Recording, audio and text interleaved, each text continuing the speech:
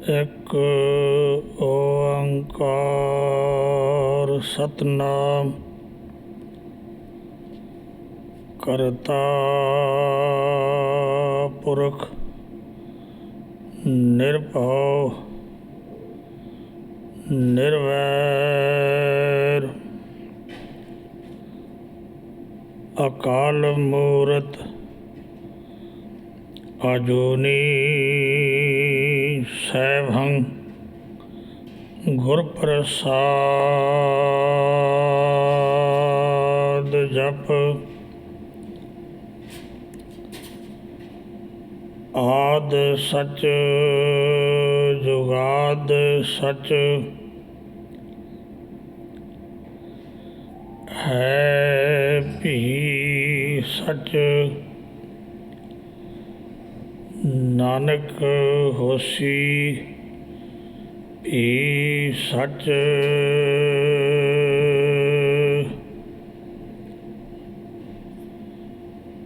ਗਿਆਨ ਧਿਆਨ ਕਿਸ ਕਰਮ ਨ ਜਾਣਾ ਸਾਰ ਨ ਜਾਣਾ ਤੇਰੀ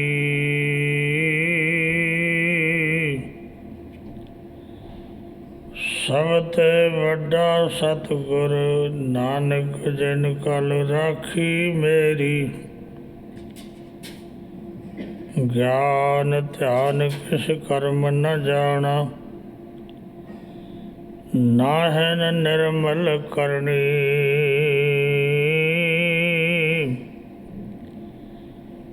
ਸਾਧ ਸੰਗਤ ਕੈ ਅੰਚਲ ਲਾਵੋ ਬਿਖਮ ਨਦੀ ਜਾਏ ਤਰਣੀ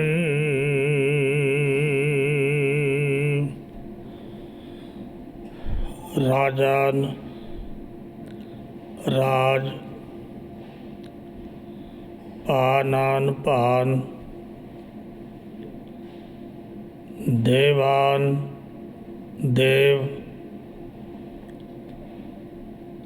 ਉਪਮਾ ਮਹਾਨ ਚਵਰ ਤਖਤ ਛਤਰ ਦੇ ਮਾਲਕ ਪਰਮ ਸਤਿਗੁਰੂ ਸਾਹਿਬ ਸ੍ਰੀ ਗੁਰੂ ਗ੍ਰੰਥ ਸਾਹਿਬ ਜੀ ਦੀ ਪਵਿੱਤਰ ਹਜ਼ੂਰੀ ਵਿੱਚ ਹਰਜਾ ਸਰਵਣ ਕਰਨ ਲਈ ਇਕੱਤਰ ਹੋਈ ਗੁਰੂ ਰੂਪ ਸਾਧ ਸੰਗਤ ਜੀ ਸਾਰੇ ਗੁਰਮੁਖ ਪਿਆਰੇ ਮਾਈ ਭਾਈ ਬਜ਼ੁਰਗ ਬੱਚੇ ਗੁਰੂ ਪਾਤਸ਼ਾਹ ਜੀ ਦੀ ਬਖਸ਼ਿਸ਼ ਕੀਤੀ ਹੋਈ ਫਤਿਹ ਪ੍ਰਵਾਨ ਕਰੋ। ਵਾਹਿਗੁਰੂ ਜੀ ਕਾ ਖਾਲਸਾ ਵਾਹਿਗੁਰੂ ਜੀ ਕੀ ਫਤਿਹ। ਪਾਵਨ ਬਾਣੀ ਵਿੱਚ ਗੁਰੂ ਪਾਤਸ਼ਾਹ ਨੇ ਇਸ ਸਰੀਰ ਲਈ ਬਹੁਤ ਕੁਝ ਕਿਹਾ ਹੈ। ਮੋਟੇ ਤੌਰ 'ਤੇ ਜਦੋਂ ਗੁਰਦੇਵ ਪਿਤਾ ਦੇ ਬਚਨ ਪੜ੍ਹਦੇ ਹਾਂ ਤਾਂ ਬਚਨ ਮਿਲਦੇ ਨੇ ਕਿ ਕਬੀਰ ਗਰਬ ਨਾ ਕੀਜੀਐ ਚਾਮ ਲਪੇਟੇ ਹਾੜ, ਕਿ ਸਰੀਰ ਦਾ ਹੰਕਾਰ ਨਾ ਕਰ, ਇਹ ਬਿਨਸਨਹਾਰਾ ਹੈ ਤੇ ਨਿਰੰਕਾਰ ਨੇ ਹੱਡੀਆਂ ਨੂੰ ਚਮੜੇ ਵਿੱਚ ਲਪੇਟਿਆ ਹੋਇਆ ਹੈ, ਹੋਰ ਕੁਝ ਨਹੀਂ। ਜਦੋਂ ਆਪ ਇਸ ਸਰੀਰ ਦੇ ਅੰਦਰ ਦੀ ਗੱਲ ਕਰਦੇ ਨੇ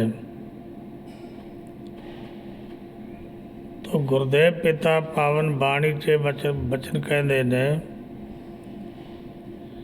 ਕਿ ਜੋ ਨਿਰੰਕਾਰ ਬਾਹਰ ਹੈ ਉਹ ਤੇਰੇ ਸਰੀਰ ਵਿੱਚ ਵੀ ਹੈ। ਤੇਰੇ ਸਰੀਰ ਵਿੱਚ ਬੈਠ ਕੇ ਵਿਚਾਰ ਕਰਦਾ, ਤੇਰੇ ਸਰੀਰ ਵਿੱਚ ਬੈਠ ਕੇ ਬੋਲਦਾ, ਤੇਰੇ ਸਰੀਰ ਵਿੱਚ ਬੈਠ ਕੇ ਦੇਖਦਾ, ਤੇਰੇ ਸਰੀਰ ਵਿੱਚ ਬੈਠ ਕੇ ਸੁਣਦਾ, ਤੇਰੇ ਸਰੀਰ ਵਿੱਚ ਬੈਠ ਕੇ ਤੈਨੂੰ ਪ੍ਰੇਰਨਾ ਦਿੰਦਾ, ਤੇਰੇ ਸਰੀਰ ਵਿੱਚ ਬੈਠ ਕੇ ਹੱਥਾਂ ਨਾਲ ਕਰਮ ਕਰਦਾ, ਤੇਰੇ ਸਰੀਰ ਵਿੱਚ ਬੈਠ ਕੇ ਪੈਰਾਂ ਨਾਲ ਚੱਲਦਾ, ਉਹ ਤੇਰੇ ਹੀ ਅੰਦਰ ਹੈ। ਇਸ ਕਰਕੇ ਉਸ ਦੀ ਪ੍ਰਾਪਤੀ ਲਈ ਤੈਨੂੰ ਆਪਣੇ ਆਪ ਦੀ ਖੋਜ ਕਰਨੀ ਪਏਗੀ। ਗੁਰੂ ਸਾਹਿਬ ਨੇ ਇਹ ਬਚਨ ਨਹੀਂ ਕਹੇ ਬਾਣੀ ਵਿੱਚ ਕਿ ਕਿਤੇ ਬਾਹਰ ਮਿਲੇਗਾ, ਬਲਕਿ ਐਸੇ ਬਚਨ ਆਏ ਕਿ ਬਾਹਰ ਢੂੰਡਣ ਤੇ ਛੂਟ ਪਰੇ, ਗੁਰ ਘਰ ਹੀ ਮਾਹੇ ਦਿਖਾਇਆ ਥਾ।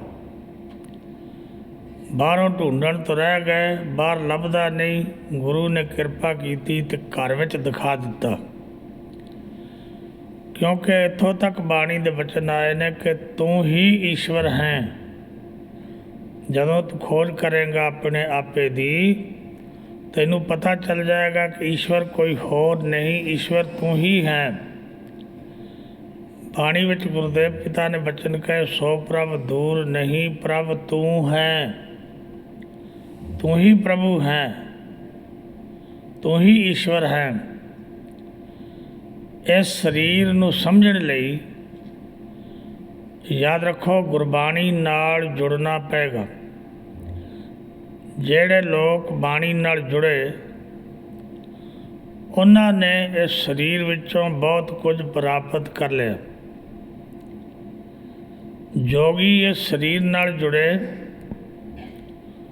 ਉਹਨਾਂ ਨੇ ਗੁਰੂ ਨਾਨਕ ਦੇਵ ਸਾਹਿਬ ਇਹ ਗੱਲ ਕਰਦੇ ਨੇ ਕਿ ਉਹਨਾਂ ਨੇ ਸਰੀਰ ਨਾਲ ਜੁੜ ਕੇ ਅਕਾਲ ਪੁਰਖ ਵਾਹਿਗੁਰੂ ਦੇ ਨਾਮ ਨੂੰ ਸੁਣ ਕੇ ਜੋਗੀਆਂ ਨੇ ਤਨ ਦੇ ਭੇਦਾਂ ਨੂੰ ਜਾਣ ਲਿਆ। ਸੁਣਿਆ ਜੋਗ ਜੁਗਤ ਤਨ ਭੇਦ।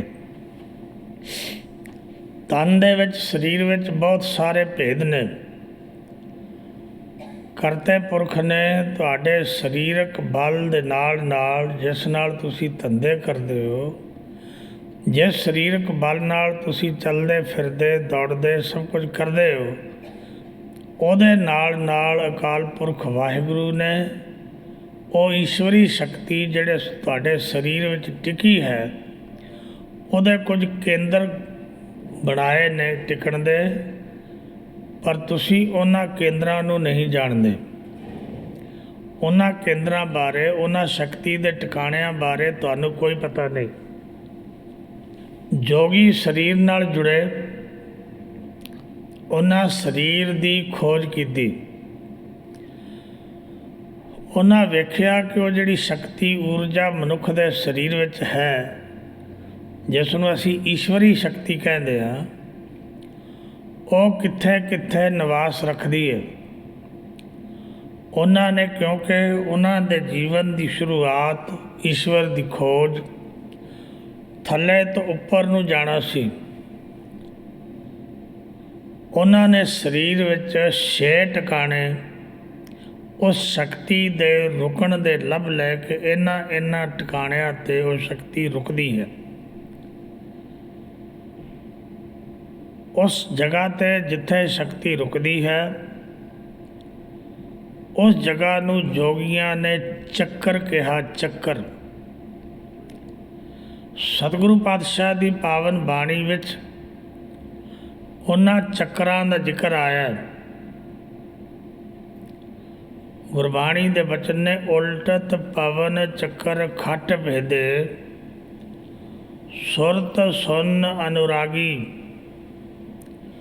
ਉਹਨਾਂ ਨੇ ਆਪਣੇ ਸਰੀਰ ਦੀ ਜਿਹੜੀ ਵਾਯੂ ਹੈ, ਉਹਨੂੰ ਪਲਟਾ ਕੇ ਜਦੋਂ ਥੱਲੇ ਤੋਂ ਉੱਪਰ ਵੱਲ ਚਾੜੀ, ਜਿਸ ਨੂੰ ਉਹ ਕੁੰਡਲਨੀ ਦਾ ਸੁਰਜ ਜਾਣਾ ਵੀ ਕਹਿੰਦੇ ਨੇ, ਜਾਂ ਕੁੰਡਲਨੀ ਦਾ ਜਾਗਣਾ ਵੀ ਕਹਿੰਦੇ ਨੇ।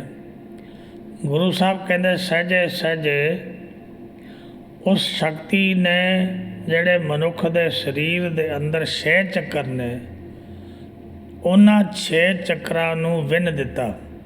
ਉਹਨਾਂ ਦੇ ਵਿੱਚੋਂ ਹੋ ਕੇ ਉਹ ਗੁਜ਼ਰੀ।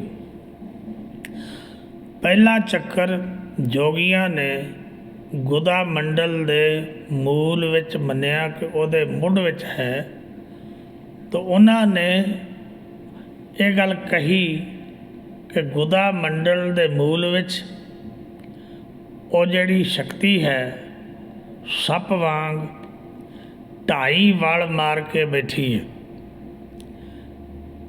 ਇਸ ਲਈ ਉਹਨਾਂ ਨੇ ਉਸ ਨੂੰ ਭੁਜੰਗਮਾ ਵੀ ਕਿਹਾ, ਭੁਜੰਗਮਾ ਨਾੜੀ। ਭੁਜੰਗ ਨਾਮ ਸੱਪ ਦਾ ਹੈ। ਸੱਪ ਵਾਂਗ ਟਿਕੀ ਹੋਣ ਕਰਕੇ ਉਹਨਾਂ ਨੇ ਉਸ ਨੂੰ ਭੁਜੰਗਮਾ ਨਾੜੀ ਦਾ ਨਾਮ ਦਿੱਤਾ। ਦੂਸਰਾ ਚੱਕਰ ਉਹਨਾਂ ਨੇ ਲਿੰਗ ਦੇ ਮੂਲ ਵਿੱਚ ਮੰਨਿਆ। ਤੀਸਰਾ ਚੱਕਰ ਜੋਗੀਆਂ ਨੇ ਨਾਭੀ ਵਿੱਚ ਮੰਨਿਆ। ਚੌਥਾ ਚੱਕਰ ਉਹਨਾਂ ਨੇ ਹਿਰਦੇ ਵਿੱਚ ਮੰਨਿਆ। ਪੰਜਵਾਂ ਚੱਕਰ ਕੰਠ ਵਿੱਚ ਮੰਨਿਆ ਅਤੇ ਛੇਵਾਂ ਚੱਕਰ ਉਹਨਾਂ ਨੇ ਦੋ ਭਵਾਂ ਦੇ ਵਿਚਕਾਰ ਮੰਨਣਾ ਕੀਤਾ ਕਿ ਇੱਥੇ ਇਹ ਸਰੀਰਕ ਸ਼ਕਤੀ ਜਿਹੜੀ ਹੈ, ਵਾਹਿਗੁਰੂ ਦੀ ਸ਼ਕਤੀ, ਉਹ ਇਹਨਾਂ ਜਗ੍ਹਾ 'ਤੇ ਰੁਕਦੀ ਹੈ। ਜੋਗੀਆਂ ਨੇ ਤਨ ਦੇ ਭੇਦ ਨੂੰ ਸਮਝਿਆ, ਤਨ ਦੇ ਭੇਦ ਨੂੰ ਜਾਣਿਆ।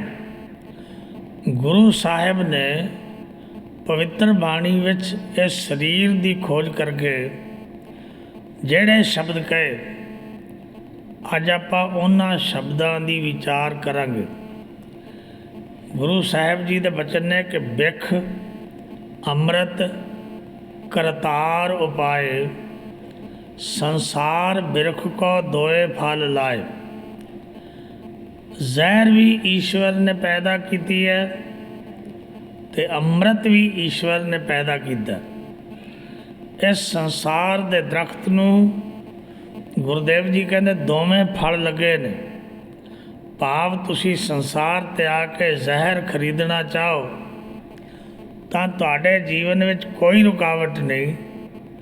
ਤੁਸੀਂ ਇਸ ਸੰਸਾਰ ਦੇ ਦਰਖਤ ਨਾਲੋਂ ਅੰਮ੍ਰਿਤ ਤੋੜਨਾ ਚਾਹੋ ਤਾਂ ਵੀ ਤੁਹਾਡੇ ਜੀਵਨ ਵਿੱਚ ਕੋਈ ਰੁਕਾਵਟ ਨਹੀਂ ਪਾਉਂਦਾ। ਇਹ ਸੋਚਣਾ ਤੁਸੀਂ ਹੈ ਕਿ ਤੁਸੀਂ ਆਪਣੇ ਜੀਵਨ ਵਿੱਚ ਜ਼ਹਿਰ ਦੇ ਵਪਾਰੀ ਬਣਨਾ ਹੈ ਜਾਂ ਅੰਮ੍ਰਿਤ ਦੇ ਵਪਾਰੀ ਬਣਨਾ ਹੈ। ਬਾਣੀ ਦੇ ਬਚਨ ਨੇ ਕਿ ਜੀਵ ਆਇਆ ਤਾਂ ਅੰਮ੍ਰਿਤ ਖਰੀਦਣ ਲਈ ਹੈ, ਆਇਆ ਤਾਂ ਰਤਨਾਂ ਦਾ ਵਣਜ ਕਰਨ ਲਈ ਹੈ, ਪਰ ਇਹ ਕਲਰ ਇਕੱਠਾ ਕਰਕੇ ਜੀਵਨ ਦੀ ਗੱਡੀ 'ਤੇ ਲੱਦ ਕੇ ਲੈ ਕੇ ਜਾ ਰਿਹਾ। ਸਤਿਗੁਰੂ ਕਹਿੰਦੇ ਨੇ ਰਤਨ ਜਵੇਹਰ ਬਨਜਨ ਆਇਓ, ਕਾਲਰ ਲਾਦ ਚਲਾਇਓ, ਜੈ ਘਰ ਮੈਂ ਤੁਧ ਰਹਿਣਾ ਬਸਣਾ, ਸੋ ਘਰ ਚੀਤ ਨਾ ਆਇਓ। ਜਿਹੜੇ ਘਰ ਵਿੱਚ ਜਾ ਕੇ ਤੂੰ ਟਿਕਣਾ ਹੈ, ਜਿਹੜਾ ਤੇਰਾ ਆਪਣਾ ਘਰ ਹੈ, ਨਿੱਜ ਘਰ ਹੈ, ਉਹ ਘਰ ਕਦੇ ਤੈਨੂੰ ਯਾਦ ਨਹੀਂ ਆਇਆ। ਕਿੰਨੀ ਅਫਸੋਸ ਦੀ ਗੱਲ ਹੈ ਕਿ ਤੂੰ ਇੱਟਾਂ ਪੱਥਰਾਂ ਦੇ ਘਰਾਂ ਨਾਲ ਜੁੜ ਗਿਆ ਹੋ। ਉਹ ਇੱਟਾਂ ਪੱਥਰਾਂ ਦੇ ਘਰ ਨੂੰ ਆਪਣਾ ਸਮਝਣ ਲੱਗ ਪਿਆ ਕਿ ਘਰ ਮੇਰਾ ਹੈ, ਪਰ ਗੁਰਦੇਵ ਪਿਤਾ ਕਹਿਣ ਲੱਗੇ ਵਾਸਤਵ ਵਿੱਚ ਉਹ ਘਰ ਤੇਰਾ ਨਹੀਂ ਹੈ। ਸਰੀਰ ਜਿਸ ਘਰ ਵਿੱਚ ਰਹਿੰਦੇ ਨੇ, ਉਸ ਘਰ ਵਿੱਚ ਰਹਿਣ ਵਾਲੇ ਕਿੰਨੇ ਲੋਕ ਨੇ। ਤੇਰੀ ਮਾਤਾ ਹੈ, ਤੇਰਾ ਪਿਤਾ ਹੈ, ਤੇਰੇ ਭੈਣ ਭਰਾ ਨੇ, ਤੇਰੇ ਹੋਰ ਭਰਜਾਈਆਂ, ਤੇਰੀ ਇਸਤਰੀ, ਤੇਰੇ ਬੱਚੇ। ਕਿਸੇ ਨੂੰ ਵੀ ਪੁੱਛੋ ਉਹ ਇੱਕੋ ਹੀ ਗੱਲ ਕਹਿੰਦਾ, ਘਰ ਮੇਰਾ ਹੈ। ਗੁਰੂ ਸਾਹਿਬ ਕਹਿੰਦੇ ਘਰ ਤੇਰਾ ਨਹੀਂ ਹੈ, ਇਹ ਘਰ ਤਾਂ ਤੂੰ ਛੱਡ ਕੇ ਚਲੇ ਜਾਣਾ ਹੈ। ਕਦੇ ਤੂੰ ਇਹ ਸੋਚਿਆ ਨਹੀਂ ਕਿ ਤੇਰੇ ਮਨ ਵਿੱਚ ਵਸਦਾ ਹੈ। ਅਜੀਬ ਗੱਲ ਹੈ, ਘਰ ਇਸ ਸ਼ਹਿਰ ਵਿੱਚ ਬਣਿਆ ਅਤੇ ਜਦੋਂ ਤੂੰ ਕਿਸੇ ਦੂਸਰੇ ਸ਼ਹਿਰ ਵਿੱਚ ਚਲਿਆ ਜਾਏ, 2-4 ਦਿਨ ਰਹਿਣ ਤੋਂ ਬਾਅਦ ਤੂੰ ਕਹਿੰਦਾ ਮੈਂ ਆਪਣੇ ਘਰ ਵਾਪਸ ਜਾਣਾ ਹੈ। ਮਿੱਤਰ ਕਹਿੰਦਾ ਚਲਿਆ ਜਾਈ, ਕਹਿੰਦਾ ਮੇਰੇ ਘਰ ਦਾ ਬੜਾ ਨੁਕਸਾਨ ਹੁੰਦਾ। ਉਹ ਘਰ ਨੂੰ ਬਾਹਰ ਵੀ ਲੈ ਕੇ ਘੁੰਮੀ ਜਾਂਦਾ। ਘਰ ਇਸ ਸ਼ਹਿਰ ਵਿੱਚ ਹੈ, ਦੂਸਰੇ ਸ਼ਹਿਰਾਂ ਵਿੱਚ, ਦੂਸਰੀ ਜਗ੍ਹਾ 'ਤੇ, ਦੂਸਰੇ ਮੁਲਕਾਂ 'ਤੇ ਇਸ ਘਰ ਦੀਆਂ ਗੱਲਾਂ ਕਰਦਾ ਜਾ ਕੇ। ਗੁਰਦੇਵ ਪਿਤਾ ਪਾਵਨ ਬਾਣੀ 'ਚ ਕਹਿੰਦੇ ਨੇ ਜੋ ਘਰ ਛੱਡ ਗਵਾਵਣਾ, ਸੋ ਲੱਗਾ ਮਨ ਮਾਹੇ, ਜਿੱਥੇ ਜਾਏ ਤੁਧ ਵਰਤਣਾ ਤਿਸ ਕੀ ਚਿੰਤਾ ਨਾ ਹੈ। ਜਿਹੜੇ ਘਰ ਵਿੱਚ ਤੂੰ ਇਸ ਘਰ ਨੂੰ ਛੱਡ ਕੇ ਚਲਿਆ ਜਾਣਾ, ਉਸ ਘਰ ਦੀ ਬਣਾਉਣ ਦੀ ਤੈਨੂੰ ਕੋਈ ਚਿੰਤਾ ਨਹੀਂ। ਇਸ ਘਰ ਵਿੱਚ ਜਿੱਥੇ ਤੂੰ ਥੋੜ੍ਹੀ ਦੇਰ ਲਈ ਰਹਿਣਾ, ਇਸ ਘਰ ਦੀ ਤੈਨੂੰ ਚਿੰਤਾ ਵਿਆਪ ਰਹੀ ਹੈ। ਗੁਰਦੇਵ ਪਿਤਾ ਪਾਵਨ ਬਾਣੀ ਵਿੱਚ ਜਿਸ ਦੀ ਆਪਾਂ ਅੱਜ ਵਿਚਾਰ ਕਰਨੀ ਹੈ, ਜਿਨ੍ਹਾਂ ਪੰਕਤੀਆਂ ਦੀ, ਯਾਦ ਰੱਖੋ ਇਸ ਸਰੀਰ ਵਿੱਚ ਬੜਾ ਹੀ ਕੁਝ ਹੈ। ਇਹਦੇ ਵਿੱਚ ਆਸ਼ਾ ਹੈ, ਤ੍ਰਿਸ਼ਨਾ ਹੈ, द्वेष है, ईर्खा है, कल्पना है, खिमा है, धीरज है, सहज है, धर्म है, गुण ने, अवगुण ने। तो जो गुरु पातशाह नूं पुछोगे, याद रखियो लुट्टण वालियां दी गल गुरु करदा है। कहंदा लुट्टण वाले भी तेरे नाल रहिंदे ने। गुरु साहिब ने उन्हां लुट्टण वालियां नूं ਜਿਹੜੀਆਂ पंक्तियां दी आपां विचार करनी है, इन्हां विच चोर कहा है। चोर मैं आप जी नूं अर्ज करा, लुट्टण वाले ਜਿਹੜੇ ਵਿਅਕਤੀ ਨੂੰ ਲੁੱਟਦੇ ਨੇ ਉਹ ਅਲੱਗ-ਅਲੱਗ ਤਰ੍ਹਾਂ ਦੇ 3 ਤਰ੍ਹਾਂ ਦੇ ਲੋਕ ਹੁੰਦੇ ਨੇ। ਇੱਕ ਹੁੰਦਾ ਡਾਕੂ। ਡਾਕੂ ਕਦੇ ਸੁੱਤੇ ਵਿਅਕਤੀ ਨੂੰ ਨਹੀਂ ਲੁੱਟਦਾ।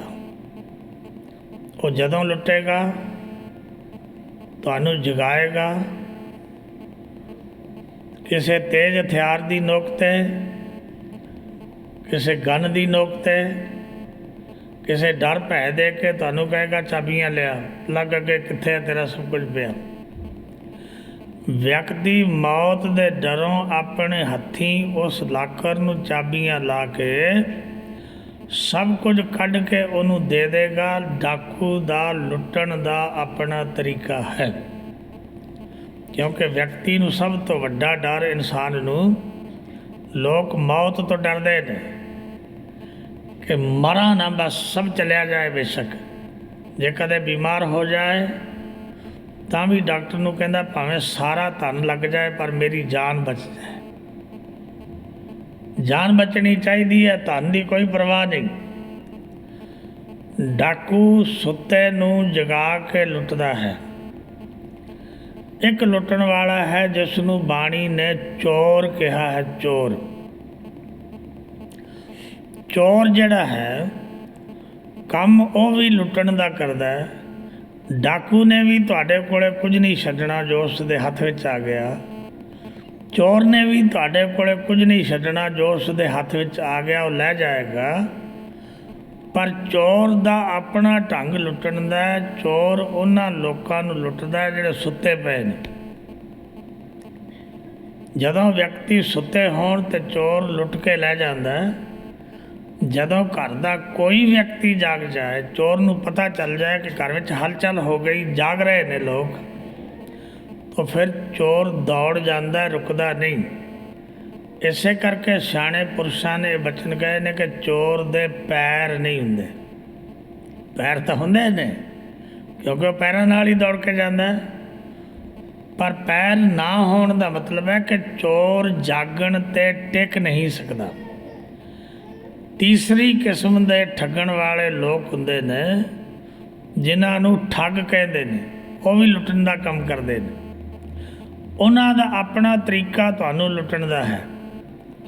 ਚੋਰ ਸੁੱਤਿਆਂ ਲੁੱਟਦਾ ਹੈ, ਡਾਕੂ ਜਗਾ ਕੇ ਲੁੱਟਦਾ ਹੈ, ਅਤੇ ਠੱਗ ਤੁਹਾਨੂੰ ਆਪਣਾ ਬਣਾ ਕੇ ਲੁੱਟਦਾ ਹੈ। ਉਹ ਤੁਹਾਡੇ ਕੋਲ ਆ ਕੇ ਬੈਠੇਗਾ, ਤੁਹਾਡੇ ਕਿਸੇ ਮਿੱਤਰ ਦੀਆਂ, ਤੁਹਾਡੇ ਕਿਸੇ ਰਿਸ਼ਤੇਦਾਰ ਦੀਆਂ ਗੱਲਾਂ ਕਰੇਗਾ, ਤੁਹਾਡੇ ਨਾਲ ਨੇੜਤਾ ਵਧਾਏਗਾ।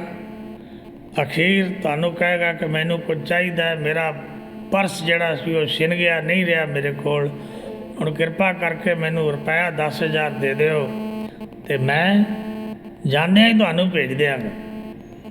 ਜਦੋਂ ਉਹ ਤੁਹਾਡੇ ਸੱਜਣਾ ਮਿੱਤਰਾਂ ਦੀਆਂ ਗੱਲਾਂ ਕਰੇਗਾ ਤੁਸੀਂ ਉਸ 'ਤੇ ਵਿਸ਼ਵਾਸ ਕਰ ਲਓਗੇ, ਉਹਨੂੰ ਧਨ ਦੇ ਦਿਓਗੇ। ਪਰ ਯਾਦ ਰੱਖਿਓ ਠੱਗਾਂ ਕੋਲ ਗਿਆ ਧਨ ਕਦੇ ਵਾਪਸ ਨਹੀਂ ਆਉਂਦਾ ਮੁੜ ਕੇ, ਕਿਉਂਕਿ ਤੁਸੀਂ ਤਾਂ ਜਾਣਦੇ ਹੀ ਨਹੀਂ ਉਸ।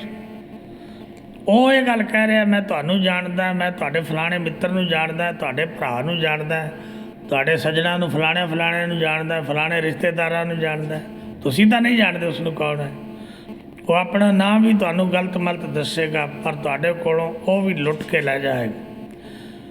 ਗੁਰੂ ਸਾਹਿਬ ਨੇ ਜਿੱਥੇ ਇਹਨਾਂ ਠੱਗਾਂ ਚੋਰਾਂ ਦੀ ਗੱਲ ਬਾਣੀ 'ਚ ਕੀਤੀ ਹੈ, ਉੱਥੇ ਸਤਿਗੁਰੂ ਪਾਤਸ਼ਾਹ ਨੇ ਤੁਹਾਡੇ ਸਰੀਰ ਵਿੱਚ ਰਹਿਣ ਵਾਲੇ ਚੋਰਾਂ ਦੀ ਗੱਲ ਵੀ ਕੀਤੀ। ਜਿੱਥੇ ਇਸ ਸਰੀਰ ਵਿੱਚ ਅੰਮ੍ਰਿਤ ਹੈ, ਉੱਥੇ ਇਸ ਸਰੀਰ ਵਿੱਚ ਜ਼ਹਿਰ ਦੇ ਕੁੰਡ ਵੀ ਨੇ। ਗੁਰਬਾਣੀ ਦੇ ਬਚਨ ਨੇ ਕਿ ਆਸ ਪਾਸ ਵਿਖੂਆ ਕੇ ਕੁੰਟਾ, बीच अमृत है भाई रे। आले दुआले ਜ਼ਹਿਰ ਦੇ ਕੁੰਡ ਨੇ, ਉਹਨਾਂ ਜ਼ਹਿਰ ਦੇ ਕੁੰਡਾਂ ਦੇ ਵਿਚਕਾਰ ਅੰਮ੍ਰਿਤ ਦਾ ਕੁੰਡ ਹੈ। ਤੇ ਮਨੁੱਖ ਕੀ ਕਰਦਾ ਹੈ? ਜਿਹੜੀ ਜ਼ਹਿਰ ਹੈ ਉਹਨੂੰ ਅੰਮ੍ਰਿਤ ਸਮਝ ਕੇ ਇਹ ਪੀਂਦਾ ਰਹਿੰਦਾ। ਸਤਿਗੁਰੂ ਦੇ ਬਚਨ ਨੇ, ਜੋ ਹਲਾਹਲ ਸੋ ਪੀਵੈ ਬੌਰਾ, ਅੰਮ੍ਰਿਤ ਨਾਮ ਜਾਣੈ ਕਰ ਕੌਰਾ। ਕਹਿੰਦੇ ਜ਼ਹਿਰ ਨੂੰ ਇਹ ਪਾਗਲ ਪੀ ਜਾਂਦਾ ਹੈ ਤੇ ਈਸ਼ਵਰ ਦੇ ਅੰਮ੍ਰਿਤ ਨਾਮ ਨੂੰ ਕੌੜਾ ਕਰਕੇ ਤਿਆਗ ਦਿੰਦਾ। ਹੁਣ ਗੁਰਦੇਵ ਪਿਤਾ ਪਾਵਨ ਬਾਣੀ ਵਿੱਚ ਬਚਨ ਕਰਦੇ ਨੇ ਕਿ ਜਿੱਥੇ ਇਸ ਸਰੀਰ ਵਿੱਚ ਅੰਮ੍ਰਿਤ ਹੈ, ਨਾਮ ਰੂਪੀ ਅੰਮ੍ਰਿਤ ਹੈ, ਉੱਥੇ ਇਸ ਸਰੀਰ ਵਿੱਚ ਜ਼ਹਿਰ ਵੀ ਹੈ। ਯਾਦ ਰੱਖੋ, ਈਰਖਾ ਕੀ ਹੈ? ਜ਼ਹਿਰ। ਧਨ ਕੀ ਹੈ? ਜ਼ਹਿਰ। ਪਦਾਰਥ ਕੀ ਨੇ? ਜ਼ਹਿਰ। ਸੰਸਾਰ ਦਾ ਜਿੰਨਾ ਵੈਭਵ ਹੈ, ਈਸ਼ਵਰ ਦੀ ਪ੍ਰਾਪਤੀ ਲਈ ਤੁਹਾਨੂੰ ਉਹ ਸਭ ਪੈਰਾਂ ਦੇ ਥੱਲੇ ਰੌਂਦ ਕੇ ਅੱਗੇ ਜਾਣਾ ਪਏਗਾ, ਕਿਉਂਕਿ ਉਹ ਜ਼ਹਿਰ ਹੈ। ਅਗਰ ਤੁਸੀਂ ਉਸ ਵਿੱਚ ਉਲਝ ਗਏ ਤਾਂ ਫਿਰ ਈਸ਼ਵਰ ਦੀ ਪ੍ਰਾਪਤੀ ਨਹੀਂ ਹੋ ਸਕਦੀ। ਹੁਣ ਗੁਰਦੇਵ ਪਿਤਾ ਪਾਵਨ ਬਾਣੀ 'ਚ ਕਹਿੰਦੇ ਨੇ, ਇਸ ਸਰੀਰ ਵਿੱਚ ਹੈ ਮਨੁੱਖ ਨੂੰ ਠੱਗਣ ਲਈ। ਇਹਦੇ ਬਹੁਤ ਸਾਰੇ ਠੱਗ ਜਿਹੜੇ ਨਾਲ ਰਹਿੰਦੇ ਨੇ। ਰਾਜ, ਗੁਰੂ ਸਾਹਿਬ ਕਹਿੰਦੇ ਠੱਗ ਹੈ। ਰਾਜ ਆ ਗਿਆ ਤਾਂ ਕੋਈ ਵਿਅਕਤੀ ਰਾਜ ਛੱਡਣ ਲਈ ਤਿਆਰ ਨਹੀਂ ਹੁੰਦਾ। ਛੋਟੀ ਤੋਂ ਛੋਟੀ ਕੁਰਸੀ ਮਿਲ ਜਾਏ ਉਹ ਵੀ ਕਹਿੰਦਾ ਬਣੀ ਰਹੇ ਤਾਂ ਚੰਗੀ ਗੱਲ ਹੈ। ਮਾਲ, ਧਨ ਪਦਾਰਥ, ਰੂਪ, ਸੁੰਦਰ ਸਰੂਪ ਦਾ ਹੋਣਾ, ਰਾਜ, ਮਾਲ, ਰੂਪ, ਜਾਤ, ਚੰਗੀ ਜਾਤ ਦਾ ਵਿਅਕਤੀ ਹੋਵੇ, ਜੋਬਨ, ਜਵਾਨੀ ਵਾਲਾ ਹੋਵੇ। ਰਾਜ, ਮਾਲ, ਰੂਪ, ਜਾਤ, ਜੋਬਨ, ਪੰਜੇ ਠੱਗ। ਗੁਰੂ ਸਾਹਿਬ ਕਹਿੰਦੇ ਇਹ ਆਪਣਾ ਬਣਾ ਕੇ ਤੈਨੂੰ ਲੁੱਟਦੇ ਨੇ, ਤੇਰੇ ਸ਼ੁਭ ਗੁਣਾਂ ਨੂੰ ਚੁਰਾ ਕੇ ਲੈ ਜਾਂਦੇ ਨੇ, ਖਤਮ ਕਰ ਦਿੰਦੇ ਨੇ। ਤੂੰ ਸਮਝਦਾ ਹੈ ਕਿ ਰੂਪ ਨਾਲ ਮੇਰੀ ਬੜੀ ਸਾਂਝ ਹੈ, ਤੂੰ ਸਮਝਦਾ ਮੇਰੀ ਜਾਤ ਬੜੀ ਉੱਚੀ ਹੈ, ਤੂੰ ਸਮਝਦਾ ਮੇਰੇ ਕੋਲ ਧਨ ਬੜਾ, ਮੈਂ ਰਾਜਾ ਹਾਂ। ਰਾਜ, ਮਾਲ, ਰੂਪ, ਜਾਤ, ਜੋਬਨ, ਪੰਜੇ ਠੱਗ। ਇੰਨੀ ਠੱਗੀ ਜੱਗ ਠੱਗਿਆ, ਕਿਨੇ ਨਾ ਰੱਖੀ ਲੱਜ। ਸਤਿਗੁਰੂ ਪਾਤਸ਼ਾਹ ਕਹਿੰਦੇ ਨੇ, ਇਹਨਾਂ ਠੱਗਾਂ ਨੇ ਸਾਰੇ ਸੰਸਾਰ ਨੂੰ ਠੱਗ ਲਿਆ। ਕਿਸੇ ਨੇ ਇਹਨਾਂ ਠੱਗਾਂ ਤੋਂ ਬਚਾ ਕੇ ਇੱਜ਼ਤ ਨਹੀਂ ਰੱਖਣਾ ਕੀਤੀ। ਤਾਂ ਗੁਰਦੇਵ ਪਿਤਾ ਜਿੱਥੇ ਇਹਨਾਂ ਠੱਗਾਂ ਦੀ ਗੱਲ ਕਰਦੇ ਨੇ, ਉੱਥੇ ਇਸ ਸਰੀਰ ਦੇ ਅੰਦਰ ਦੀ ਗੱਲ ਕਰਦੇ ਨੇ। ਸਰੀਰ ਦੇ ਅੰਦਰ ਜਿਹੜੇ ਚੋਰ ਨੇ ਉਹਨਾਂ ਨੂੰ ਮਹਾਰਾਜ ਨੇ ਚੋਰ ਕਿਹਾ, ਠੱਗ ਨਹੀਂ ਕਿਹਾ। ਸਤਿਗੁਰੂ ਪਾਤਸ਼ਾਹ ਕਹਿੰਦੇ ਨੇ, ਇਸ ਦੇਹੀ ਅੰਦਰ ਪੰਜ ਚੋਰ ਵਸੈ, ਕਾਮ, ਕ੍ਰੋਧ, ਲੋਭ, ਮੋਹ, ਅਹੰਕਾਰ। ਇਹ ਪੰਜ ਚੋਰ ਇਸ ਸਰੀਰ ਦੇ ਅੰਦਰ ਨਿਵਾਸ ਰੱਖਦੇ ਨੇ। ਪਹਿਲੇ ਨੂੰ ਗੁਰੂ ਸਾਹਿਬ ਨੇ ਕਿਹਾ ਕਾਮ, ਕ੍ਰੋਧ, ਲੋਭ, ਮੋਹ, ਅਹੰਕਾਰ। ਇਹਨਾਂ ਪੰਜਾਂ ਨੂੰ ਅਸੀਂ ਪੰਜ ਵਿਕਾਰ ਕਹਿ ਕੇ ਵੀ ਯਾਦ ਕਰਦੇ ਹਾਂ। ਇਹ ਪੰਜ ਇਨਸਾਨ ਦੇ ਵੱਡੇ ਦੁਸ਼ਮਣ ਨੇ। ਇਹ ਪੰਜ ਜੀਵ ਨੂੰ ਨਿਰੰਕਾਰ ਦੇ ਨਾਲ ਨਹੀਂ ਜੁੜਨ ਦਿੰਦੇ। ਕੁਝ ਲੋਕ ਐਸੀਆਂ ਗੱਲਾਂ ਕਰਦੇ ਨੇ ਕਿ ਇਹਨਾਂ ਪੰਜਾਂ ਨੂੰ ਮਾਰਨਾ ਹੈ। ਯਾਦ ਰੱਖਿਓ, ਇਹਨਾਂ ਦਾ ਕੋਈ ਵਜੂਦ ਨਹੀਂ, ਇਹਨਾਂ ਦਾ ਕੋਈ ਆਕਾਰ ਨਹੀਂ। ਇਹ ਕੋਈ ਐਸੀ ਚੀਜ਼ ਨਹੀਂ ਕਿ ਕੋਈ ਵੱਟਾ ਪਿਆ ਇਹਨੂੰ ਮਾਰੋਗੇ, ਦੂਰ ਸੁੱਟ ਦਿਓਗੇ, ਮਰ ਗਿਆ। ਇਹਨਾਂ ਦਾ ਗਲ ਘੁੱਟ ਦਿਓਗੇ, ਮਰਨਗੇ ਨਹੀਂ। ਇਹਨਾਂ ਨੂੰ ਪੰਜਾਂ ਨੂੰ, ਜਿਵੇਂ ਹੁਣੇ ਤੁਸੀਂ ਗੁਰਮੁਖ ਪਿਆਰਿਆਂ ਤੋਂ ਕੀਰਤਨ ਸੁਣਿਆ ਹੈ, ਉਹਨਾਂ ਨੇ ਕੀਰਤਨ ਦੀ ਆਰੰਭਤਾ ਕਰਨ ਤੋਂ ਪਹਿਲਾਂ ਤਬਲੇ ਨੂੰ ਆਪਣੇ ਹਾਰਮੋਨੀਅਮ ਨਾਲ ਸੁਰ ਕੀਤਾ। ਸੁਰ ਕਰਨ ਤੋਂ ਬਾਅਦ ਜਦੋਂ ਉਹ ਦੋਵੇਂ ਸੁਰ ਹੋ ਜਾਂਦੇ ਨੇ ਤਾਂ ਫਿਰ ਜਿਹੜਾ ਸੰਗੀਤ ਹੈ ਉਹ ਚੰਗੇ ਢੰਗ ਨਾਲ ਗਾਇਆ ਜਾ ਸਕਦਾ। ਯਾਦ ਰੱਖੋ, ਇਹਨਾਂ ਨੂੰ ਆਪਣੇ ਜੀਵਨ ਨਾਲ ਸੁਰ ਕਰਨਾ ਹੈ। ਨਾ ਇਹ ਨਿਕਲ ਸਕਦੇ ਨੇ ਅੰਦਰੋਂ, ਨਾ ਇਹ ਮਰ ਸਕਦੇ ਨੇ। ਗੁਰੂ ਸਾਹਿਬ ਦੇ ਪਾਵਨ ਬਾਣੀ 'ਚ ਬਚਨ ਨੇ, ਮਾਰੇ ਕਹਿੰਦੇ, ਜਿਨ ਮਿਲ ਮਾਰੇ ਪੰਜ ਸੂਰ ਵੀਰ, ਐਸੋ ਕੌਣ ਬਲੀ ਰੇ। ਐਸਾ ਕਿਹੜਾ ਬਲੀ ਤਾਕਤ ਵਾਲਾ ਹੈ ਜਿਹਨੇ ਇਹਨਾਂ ਪੰਜਾਂ ਸੂਰਬੀਰਾਂ ਨੂੰ ਮਾਰ ਦਿੱਤਾ। ਜਿਨ ਪੰਚ ਮਾਰ ਬੇਦਾਰ ਗੁਦਾਰੇ ਸੋ ਪੂਰਾ ਇਹ ਕਲੀ ਰੇ। ਜਿਨ੍ਹਾਂ ਨੇ ਇਸ ਕਲਯੁਗ ਵਿੱਚ ਇਹਨਾਂ ਪੰਜਾਂ ਨੂੰ ਮਾਰ ਕੇ ਗਵਾ ਦਿੱਤਾ, ਮਾਰੇ ਕਹਿੰਦੇ ਇਸ ਕਲਯੁਗ ਵਿੱਚ ਉਹ ਪੂਰਾ ਇਨਸਾਨ ਬਣ ਗਿਆ। ਹੁਣ ਅਸੀਂ ਦੇਖਣਾ ਹੈ ਕਿ ਇਹ ਜਿਹੜੇ ਪੰਜ ਨੇ ਇਹ ਮਰ ਸਕਦੇ ਨੇ? ਗੁਰਦੇਵ ਪਿਤਾ ਕਹਿੰਦੇ ਪੰਜ ਮਰ ਨਹੀਂ ਸਕਦੇ। ਇਹਨਾਂ ਨੂੰ ਜੀਵਨ ਨਾਲ ਸੁਰ ਕਰਨਾ ਹੈ। ਕਾਮ ਦਾ ਅਰਥ ਹੈ ਕਾਮਨਾ, ਕਾਮਨਾ ਦਾ ਅਰਥ ਹੈ ਇੱਛਾ। ਇੱਛਾ ਕਿਸੇ ਗੱਲ ਦੀ ਵੀ ਹੋ ਸਕਦੀ। ਇੱਛਾ ਧਨ ਦੀ ਵੀ ਹੋ ਸਕਦੀ ਹੈ, ਇੱਛਾ ਪਦਾਰਥਾਂ ਦੀ ਵੀ ਹੋ ਸਕਦੀ ਹੈ, ਇੱਛਾ ਪੁੱਤਰਾਂ ਦੀ ਵੀ ਹੋ ਸਕਦੀ ਹੈ, ਇੱਛਾ ਮਾਨ ਪ੍ਰਤਿਸ਼ਠਾ ਦੀ ਵੀ ਹੋ ਸਕਦੀ ਹੈ, ਇੱਛਾ ਕਿਸੇ ਪਦ ਦੀ ਵੀ ਹੋ ਸਕਦੀ ਹੈ, ਤੇ ਇੱਛਾ ਜਿਹੜੀ ਸਰੀਰਕ ਭੋਗ ਭੋਗਣ ਦੀ ਇੱਛਾ ਉਹ ਵੀ ਹੋ ਸਕਦੀ ਹੈ। ਅਸੀਂ ਕੇਵਲ ਇੱਕ ਗੱਲ ਨੂੰ ਜਾਣਦੇ ਹਾਂ ਕਿ ਸਰੀਰਕ ਭੋਗ ਜਿਹੜਾ ਵਿਅਕਤੀ ਭੋਗਦਾ ਹੈ ਉਹਨੂੰ ਕਾਮੀ ਕਹਿੰਦੇ ਨੇ। ਕਾਮੀ ਹੈ। ਗੁਰੂ ਸਾਹਿਬ ਕਹਿੰਦੇ ਨਹੀਂ, ਉਹ ਇਕੱਲਾ ਹੀ ਕਾਮੀ ਨਹੀਂ, ਅਸੀਂ ਸਾਰੇ ਕਾਮੀ ਹਾਂ, ਕਿਉਂਕਿ ਸਾਡੇ ਸਾਰਿਆਂ ਦੇ ਅੰਦਰ ਕਾਮਨਾਵਾਂ ਨੇ। ਅਸੀਂ ਅਨੰਤ ਕਾਮਨਾਵਾਂ ਨਾਲ, ਅਨੰਤ ਇੱਛਾ ਨਾਲ ਅਸੀਂ ਭਰੇ ਹੋਏ ਹਾਂ। ਰਵਿਦਾਸ ਜੀ ਮਹਾਰਾਜ ਦੇ ਬਚਨ ਨੇ, ਤੁਮ ਕਹੀਅਤ ਹੋ ਜਗਤ ਗੁਰ ਸੁਆਮੀ, ਹਮ ਕਹੀਅਤ ਕਲ ਯੁਗ ਕੇ ਕਾਮੀ। ਐ ਨਿਰੰਕਾਰ, ਤੂੰ ਕੌਣ ਹੈ? ਤੈਨੂੰ ਸੰਸਾਰ ਦੇ ਲੋਕ ਜਗਤ ਵਿੱਚ ਸਭ ਤੋਂ ਵੱਡਾ ਮੰਨਦੇ ਨੇ। ਜਗਤ ਗੁਰ, ਸਾਰੇ ਸੰਸਾਰ ਵਿੱਚ ਸਭ ਤੋਂ ਵੱਡਾ ਤੂੰ ਹੈ, ਤੇ ਸਾਰੇ ਸੰਸਾਰ ਦਾ ਸੁਆਮੀ ਮਾਲਕ ਤੂੰ ਹੈ। ਦੁਨੀਆ ਦੇ ਸਭ ਲੋਕ ਇਹ ਗੱਲ ਜਾਣਦੇ ਨੇ ਕਿ ਤੂੰ ਵੱਡਾ ਹੈ, ਤੂੰ ਸਾਰੇ ਸੰਸਾਰ ਦਾ ਮਾਲਕ ਹੈ।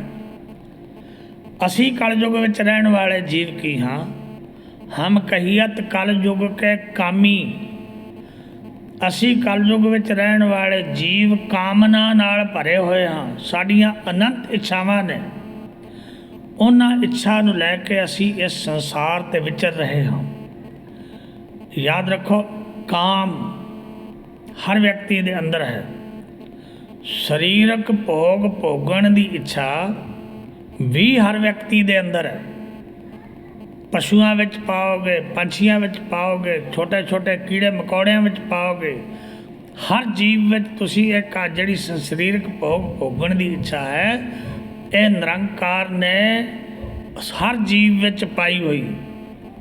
ਉਸ ਇੱਛਾ ਤੋਂ ਇਹ ਜੀਵ ਬਚ ਨਹੀਂ ਸਕਦਾ। ਉਹਦੇ ਕੋਲੋਂ ਇੱਕੋ ਹੀ ਚੀਜ਼ ਤੁਹਾਨੂੰ ਬਚਾ ਸਕਦੀ ਹੈ ਕਾਮਨਾ ਤੋਂ, ਉਹ ਹੈ ਗੁਰੂ ਦੀ ਕਿਰਪਾ ਦਾ ਹੱਥ ਤੁਹਾਡੇ ਸਿਰ 'ਤੇ ਹੋ ਜਾਣਾ। ਗੁਰਦੇਵ ਪਾਤਸ਼ਾਹ ਦੇ ਪਾਵਨ ਬਾਣੀ 'ਚ ਬਚਨ ਨੇ ਕਿ ਸੰਸਾਰ ਇੱਕ ਪਹਿਲਵਾਨਾਂ ਦੇ ਅਖਾੜੇ ਦੀ ਤਰ੍ਹਾਂ ਹੈ। ਜੀਵਨ ਦਾ ਘੋਲ ਘੁਲਣ ਲਈ ਜੀਵਾਂ ਰੂਪੀ ਪਹਿਲਵਾਨ ਇਸ ਸੰਸਾਰ ਦੇ ਅਖਾੜੇ ਵਿੱਚ ਉਤਰਦੇ।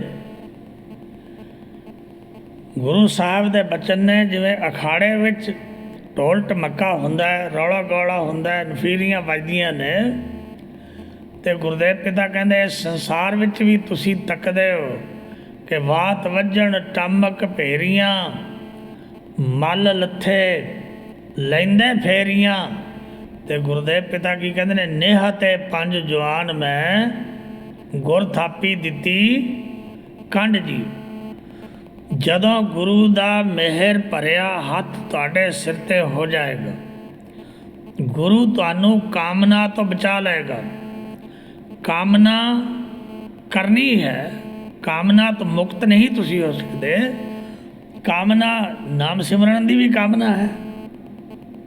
ਬਾਣੀ ਦੇ ਵਚਨ ਨੇ, ਆਸਾ ਕਰੀਏ ਰਾਮ ਕੀ ਅਵਰੈ ਆਸ ਨਿਰਾਸ। ਤੁਸੀਂ ਆਪਣੇ ਅੰਦਰ ਇਹ ਵੀ ਕਾਮਨਾ ਕਰ ਸਕਦੇ ਹੋ ਕਿ ਮੈਂ 1 ਵਜੇ ਉੱਠਣਾ, ਉੱਠ ਕੇ ਇਸ਼ਨਾਨ ਕਰਕੇ ਦਿਨ ਚੜ੍ਹਨ ਤੱਕ ਵਾਹਿਗੁਰੂ ਦਾ ਅਭਿਆਸ ਕਰਨਾ ਹੈ, ਜਾਂ ਦਿਨ ਚੜ੍ਹਨ ਤੱਕ ਬਾਣੀ ਪੜ੍ਹਨੀ, ਇਹ ਵੀ ਕਾਮਨਾ ਹੈ। ਜਦੋਂ ਤੁਸੀਂ ਇਸ ਕਾਮਨਾ ਨਾਲ ਜੁੜੋਗੇ, ਯਾਦ ਰੱਖੋ, ਤਾਂ ਫਿਰ ਤੁਹਾਡੇ ਅੰਦਰ ਦਾ ਉਹ ਸਰੀਰਾਂ ਦੀ ਭੋਗਣ ਦਾ ਜਿਹੜਾ ਇੱਛਾ ਹੈ, ਉਹ ਭੋਗਣ ਦੀ ਇੱਛਾ ਖਤਮ ਹੁੰਦੀ ਜਾਏਗੀ। बाकी पदार्थां की इच्छा खत्म हो जाएगी, संसार के सुखां की इच्छा खत्म हो जाएगी। तो ये जिहड़ा काम है यही बदलेगा तो राम विच प्रवृत्त हो जाएगा। क्योंकि भजन करने लई भी शक्ति चाहिए है। जे शरीरक भोग भोगण लई शक्ति की लोड़ महसूस करते हो तो ईश्वर की प्राप्ति लई भी शक्ति की लोड़ है।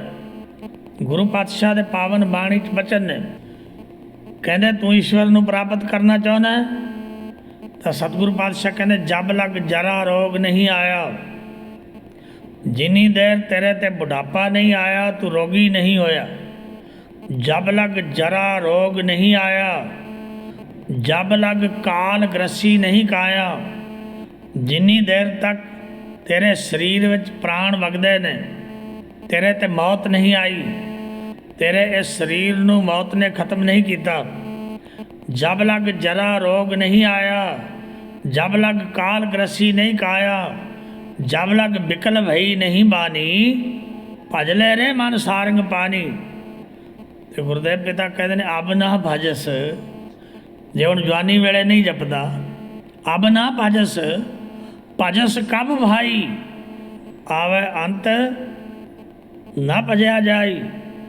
फरीद जी फरमान करते हैं, कहते काली जिनी ना राविया, जिन्हां ने केसां कालियां हुंदियां तो अकाल पुरख वाहिगुरू दा सिमरन नहीं किया।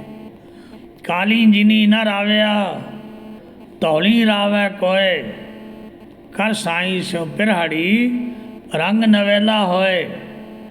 गुरु साहब कहते ने आप मालक दे अगे अरदास कर, बेनती कर, उहदे अगे जोदड़ियां कर, क्योंकि ईश्वर दे नाम जपण दा पता नहीं किहड़े वेले की हो जाना है। तू उहदे नाल जुड़न दी कोशिश कर। याद रखो काम जिन्नी देर शरीर विच बल है उन्नी देर अकाल पुरख वाहिगुरू दा चिंतन कर सकते हो। जदों शरीर दा बल हार गया, जदों सिर कंपिओ पग डगमगे, नैन जोत ते हीन, कहो नानक एह विद भई, तऊ ना हार रास लीन। जदों शरीर की ऐसी हालत हो गई, जदों सिर कंबण लग पिया, पैर डगमगाउण लग पे, याद रखो अखां की जोत चली गई, फिर बाणी पढ़ोगे नहीं पढ़ी जाएगी। सिर हिलेगा, बाणी नहीं पढ़ सकोगे। जदों पैर डगमगाउण लग पे, शरीर में ताकत ना रही, उठ के इशनान नहीं कर सकोगे, ईश्वर के नाम नाल नहीं जुड़ सकते। इस करके गुरुदेव पिता पावन बाणी कहते ने जिन्नी देर तक तेरे शरीर में बल है तू वाहिगुरू का नाम लेना शुरू कर। पर इत्थे साडी गल होर है, असी बच्चे नूं नाम वाले पासे लाउंदे नहीं। क्यों? मावां कहंदियां ने वड्डा होएगा अपने आप जप लेगा।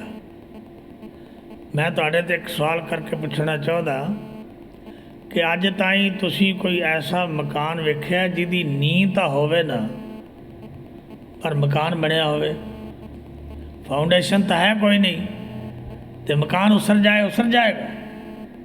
नहीं उसरेगा। अगर तुसी ये चाहते हो कि बच्चे नूं लायक बनाना है, नाम नाल जोड़ना है, ईश्वर की प्राप्ति करानी है, तो मैं तुहानूं एक गुजारिश करांगा कि बच्चे नूं छोटे हुंदिआं तो सिमरन वाले पासे लाओ। मैं ये दावे नाल कह सकदा ਜਿਹੜੇ परिवार विच सिमरन है, ਜਿਹੜਾ परिवार रोजाना बच्चों नूं बिठा के सिमरन करता है, 20 दिन सिमरन कराउण तो बाद तुसीं भला एक दिन चुप कर जाओ भी अज देखदे की हुंदा है, तुहाडे बच्चे ही तुहानूं कहणगे कि सिमरन नहीं करना, वही सिमरन की गल करनगे।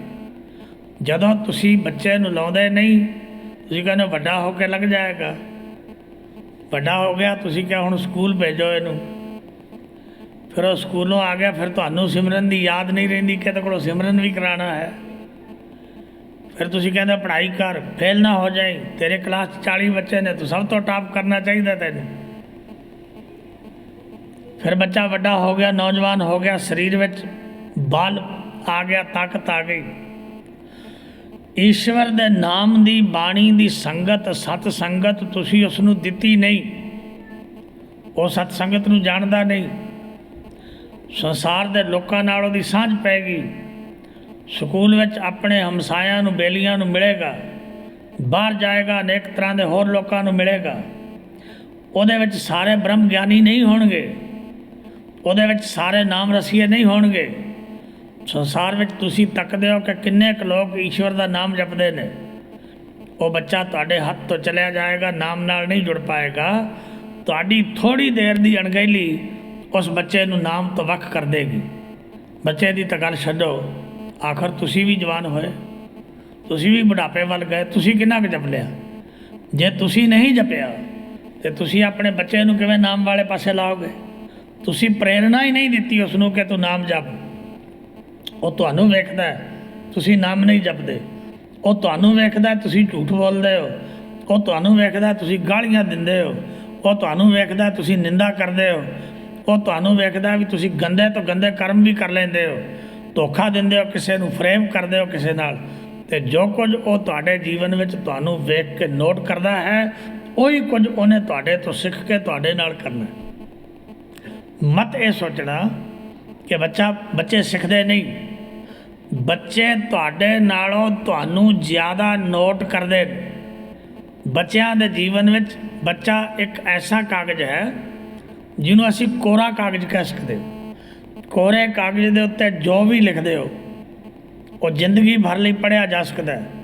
ਉਹਦੇ 'ਤੇ ਨਾਮ ਲਿਖਦੇ ਹੋ, ਉਹਦੇ 'ਤੇ ਗਾਲਾਂ ਲਿਖਦੇ ਹੋ, ਉਹਦੇ 'ਤੇ ਝੂਠ ਲਿਖਦੇ ਹੋ, ਉਹਦੇ 'ਤੇ ਜੋ ਲਿਖੋਗੇ ਉਹ ਪੜ੍ਹਿਆ ਜਾ ਸਕਦਾ। ਅਤੇ ਜਿਸ ਕਾਗਜ਼ 'ਤੇ ਬਹੁਤ ਕੁਝ ਲਿਖਿਆ ਗਿਆ, ਮੁੜ ਕੇ ਤੁਸੀਂ ਉਹਦੇ 'ਤੇ ਕੁਝ ਲਿਖ ਕੇ ਉਹਨੂੰ ਪੜ੍ਹ ਸਕਦੇ ਹੋ? ਕਦੇ ਵੀ ਨਹੀਂ। ਗੁਰਦੇਵ ਪਿਤਾ ਪਾਵਨ ਬਾਣੀ 'ਚ ਕਹਿੰਦੇ ਨੇ, ਇਹ ਜਿਹੜੇ ਤੇਰੇ ਅੰਦਰ 5 ਚੋਰ ਵਸਦੇ ਨੇ, ਇਹਨਾਂ 5 ਚੋਰਾਂ ਨੂੰ ਸਭ ਤੋਂ ਪਹਿਲਾਂ ਤੂੰ ਸਮਝਣਾ ਹੈ। ਜਦੋਂ ਤੂੰ ਇਹਨਾਂ 5 ਨੂੰ ਸਮਝ ਲਿਆ, ਫਿਰ ਤੂੰ ਇਹਨਾਂ 5 ਨੂੰ ਰੋਕਣ ਵਾਲੇ ਪਾਸੇ ਤੁਰਨਾ। ਗੁਰੂ ਸਾਹਿਬ ਜੀ ਦੀ ਪਾਵਨ ਬਾਣੀ 'ਚ ਬਚਨ ਨੇ, ਗੁਰਦ ਖਲਾਈ ਮੋਰੀ, ਜਿਤ ਮਿਰਗ ਪਰਤ ਹੈ ਚੋਰੀ, ਮੂੰਦਲੀਏ ਦਰਵਾਜੇ, ਬਾਜੀ ਵਾਲੇ ਅਨਹਦ ਬਾਜੇ। ਉਹ 5 ਜਿਹੜੇ ਨੇ ਕਿੱਥੋਂ ਦੀ ਲੰਘ ਕੇ ਤੇਰੇ ਅੰਦਰ ਆਉਂਦੇ ਨੇ। ਯਾਦ ਰੱਖੀ, ਬਾਹਰ ਨਹੀਂ ਕਿਤੇ, ਉਹ ਤੇਰੇ ਹੀ ਅੰਦਰ ਨੇ, ਤੇਰੇ ਅੰਦਰ ਨੇ। ਅਤੇ ਉਹਨਾਂ ਦੇ ਬਾਹਰ ਪ੍ਰਗਟ ਹੋਣ ਦਾ ਰਸਤਾ ਕੀ ਹੈ? ਉਹ ਹੈ ਅਗਿਆਨਤਾ ਦਾ ਦਰਵਾਜ਼ਾ। ਅਗਿਆਨਤਾ ਹੈ ਤਾਂ ਜੀਵ ਕਾਮੀ ਹੋ ਜਾਏਗਾ। ਅਗਿਆਨਤਾ ਹੈ ਜੀਵ ਕ੍ਰੋਧੀ ਹੋ ਜਾਏਗਾ। ਅਗਿਆਨਤਾ ਜੀਵ ਨੂੰ ਲੋਭ, ਮੋਹ ਤੇ ਹੰਕਾਰ ਨਾਲ ਜੋੜ ਦੇਵੇਗੀ। ਗੁਰੂ ਕੇਵਲ ਤੇ ਕੇਵਲ ਗਿਆਨ ਦਿੰਦਾ ਹੈ। ਗੁਰੂ ਗਿਆਨ ਦੇ ਕੇ ਤੈਨੂੰ ਉਹਨਾਂ 5 ਵੱਲੋਂ ਸੁਰਖਰੂ ਕਰ ਦੇਗਾ। ਤੈਨੂੰ ਉਹਨਾਂ 5 ਦੀ ਸੋਝੀ ਆ ਜਾਏਗੀ। ਤੈਨੂੰ ਪਤਾ ਚੱਲ ਜਾਏਗਾ ਕਿ ਇਹ ਜਿਹੜੇ 5 ਨੇ, ਵਾਸਤਵ ਵਿੱਚ ਈਸ਼ਵਰ ਦੇ ਮਿਲਣ ਵਿੱਚ ਇਹ 5 ਹੀ ਮੇਰੇ ਰੁਕਾਵਟ ਨੇ। ਯਾਦ ਰੱਖੀ, ਤੇਰਾ ਕੋਈ ਮਿੱਤਰ ਰੁਕਾਵਟ ਨਹੀਂ ਪਾਉਂਦਾ, ਤੇਰੇ ਪਰਿਵਾਰ ਦੇ ਲੋਕ ਤੇਰੇ ਨਾਮ ਜਪਣ ਵਿੱਚ ਕੋਈ ਰੁਕਾਵਟ ਨਹੀਂ ਪਾਉਂਦੇ, ਤੇਰਾ ਧਨ ਤੇਰੇ ਨਾਮ ਜਪਣ ਵਿੱਚ ਰੁਕਾਵਟ ਨਹੀਂ ਪਾਉਂਦਾ, ਤੇਰਾ ਮਕਾਨ ਰੁਕਾਵਟ ਨਹੀਂ ਪਾਉਂਦਾ, ਤੇਰੇ ਘਰ ਦੇ ਪਦਾਰਥ ਨੇ ਉਹ ਰੁਕਾਵਟ ਨਹੀਂ ਪਾਉਂਦੇ। ਤੇਰੇ ਸਿਮਰਨ ਭਜਨ ਵਿੱਚ ਅਗਰ ਕੋਈ ਰੁਕਾਵਟ ਪਾਉਂਦਾ ਹੈ, ਉਹ ਹੈ ਤੇਰਾ ਆਪਣਾ ਮਨ। ਅਤੇ ਮਨ ਦੇ ਵਿੱਚ ਇਹਨਾਂ 5 ਦਾ ਨਿਵਾਸ ਹੈ। ਮਨ ਨੂੰ ਇਹ 5 ਭਰਮਾਈ ਫਿਰਦੇ ਨੇ। ਤਾਂ ਗੁਰਦੇਵ ਪਿਤਾ ਕਹਿੰਦੇ ਨੇ ਕਿ ਸਭ ਤੋਂ ਪਹਿਲਾਂ ਜਿਹੜਾ ਤੇਰਾ ਕਾਮ ਹੈ, ਤੇਰੀਆਂ ਕਾਮਨਾਵਾਂ ਨੇ, ਤੇਰੇ ਅੰਦਰ ਇੱਛਾਵਾਂ ਦਾ ਵੇਗ ਚੱਲਦਾ ਹੈ, ਉਸ ਇੱਛਾ ਨੂੰ ਤੂੰ ਰੋਕਣਾ। ਤੇਰੀਆਂ ਇੱਛਾਵਾਂ ਕਿਵੇਂ ਰੁਕਣਗੀਆਂ? ਤੂੰ ਇਹ ਚਾਹੁੰਦਾ ਮੇਰੀਆਂ ਇੱਛਾ ਪੂਰੀਆਂ ਹੋ ਜਾਣ। ਹੋਰ ਤਾਂ ਕੋਈ ਵਿਅਕਤੀ ਦੀ ਗੱਲ ਨਹੀਂ ਹੁੰਦੀ, ਮੇਰੀ ਇੱਛਾ ਪੂਰੀ ਹੋ ਜਾਏ। ਇੱਛਾ ਪੂਰੀਆਂ ਕਰਨ ਲਈ ਤੂੰ ਆਪਣੀ ਇੱਛਾ ਨੂੰ ਪੂਰੀਆਂ ਨਹੀਂ ਕਰ ਸਕਦਾ। ਯਾਦ ਰੱਖ, ਇੱਛਾ ਨੂੰ ਪੂਰੀਆਂ ਕਰਨ ਵਾਲਾ ਕੌਣ ਹੈ? ਵਾਹਿਗੁਰੂ। ਜਿਹਦੇ ਲਈ ਤੁਸੀਂ ਪਵਿੱਤਰ ਬਾਣੀ ਵਿੱਚ ਬਚਨ ਪੜ੍ਹਦੇ ਹੋ ਕਿ ਇੱਛਾ ਪੂਰਕ ਸਰਬ ਸੁਖ ਦਾਤਾ ਹਰ, ਜਾਂ ਕੈ ਵਸ ਹੈ ਕਾਮਧੇਨਾ। सो ऐसा हर ध्याइया मेरे जीअड़े ता सर्ब सुख पावै है मेरे मना। जप मन सतनाम सदा सतनाम हालत पालत मुख उजल होई है। नित ध्याइया हर पुरख निरंजना।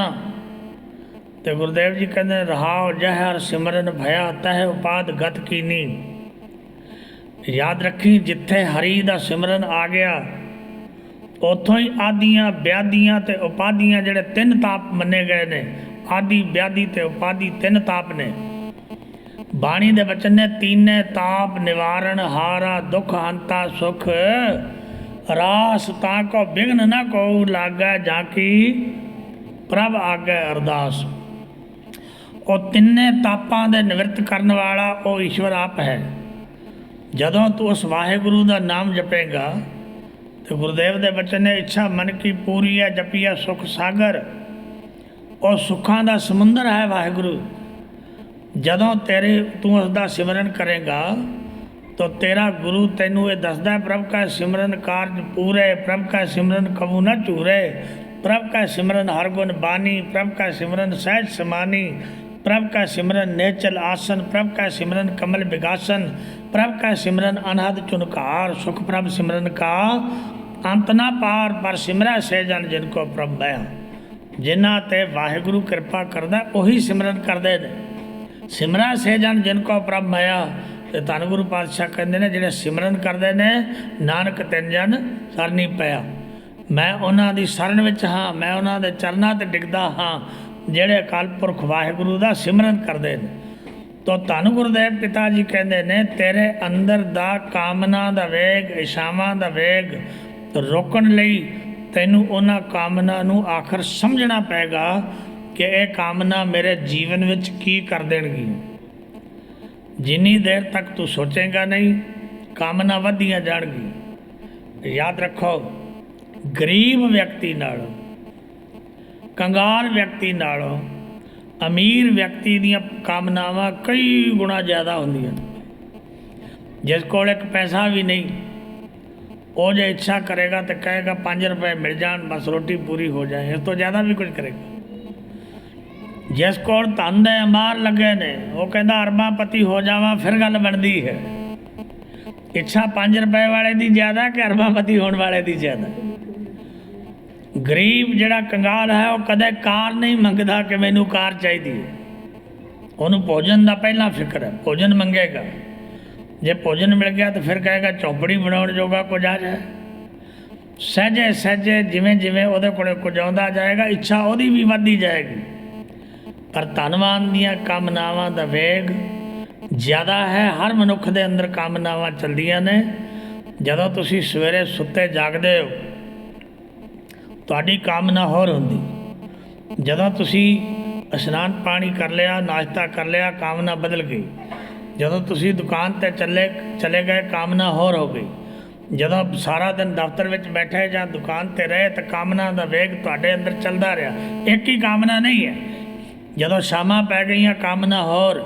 ਜਦੋਂ ਰਾਤ ਨੂੰ ਆ ਗਏ ਭੋਜਨ ਕਰ ਲਿਆ ਕਾਮਨਾ ਹੋਰ। ਜਦੋਂ ਸੌਣ ਲੱਗੇ ਕਾਮਨਾ ਹੋਰ।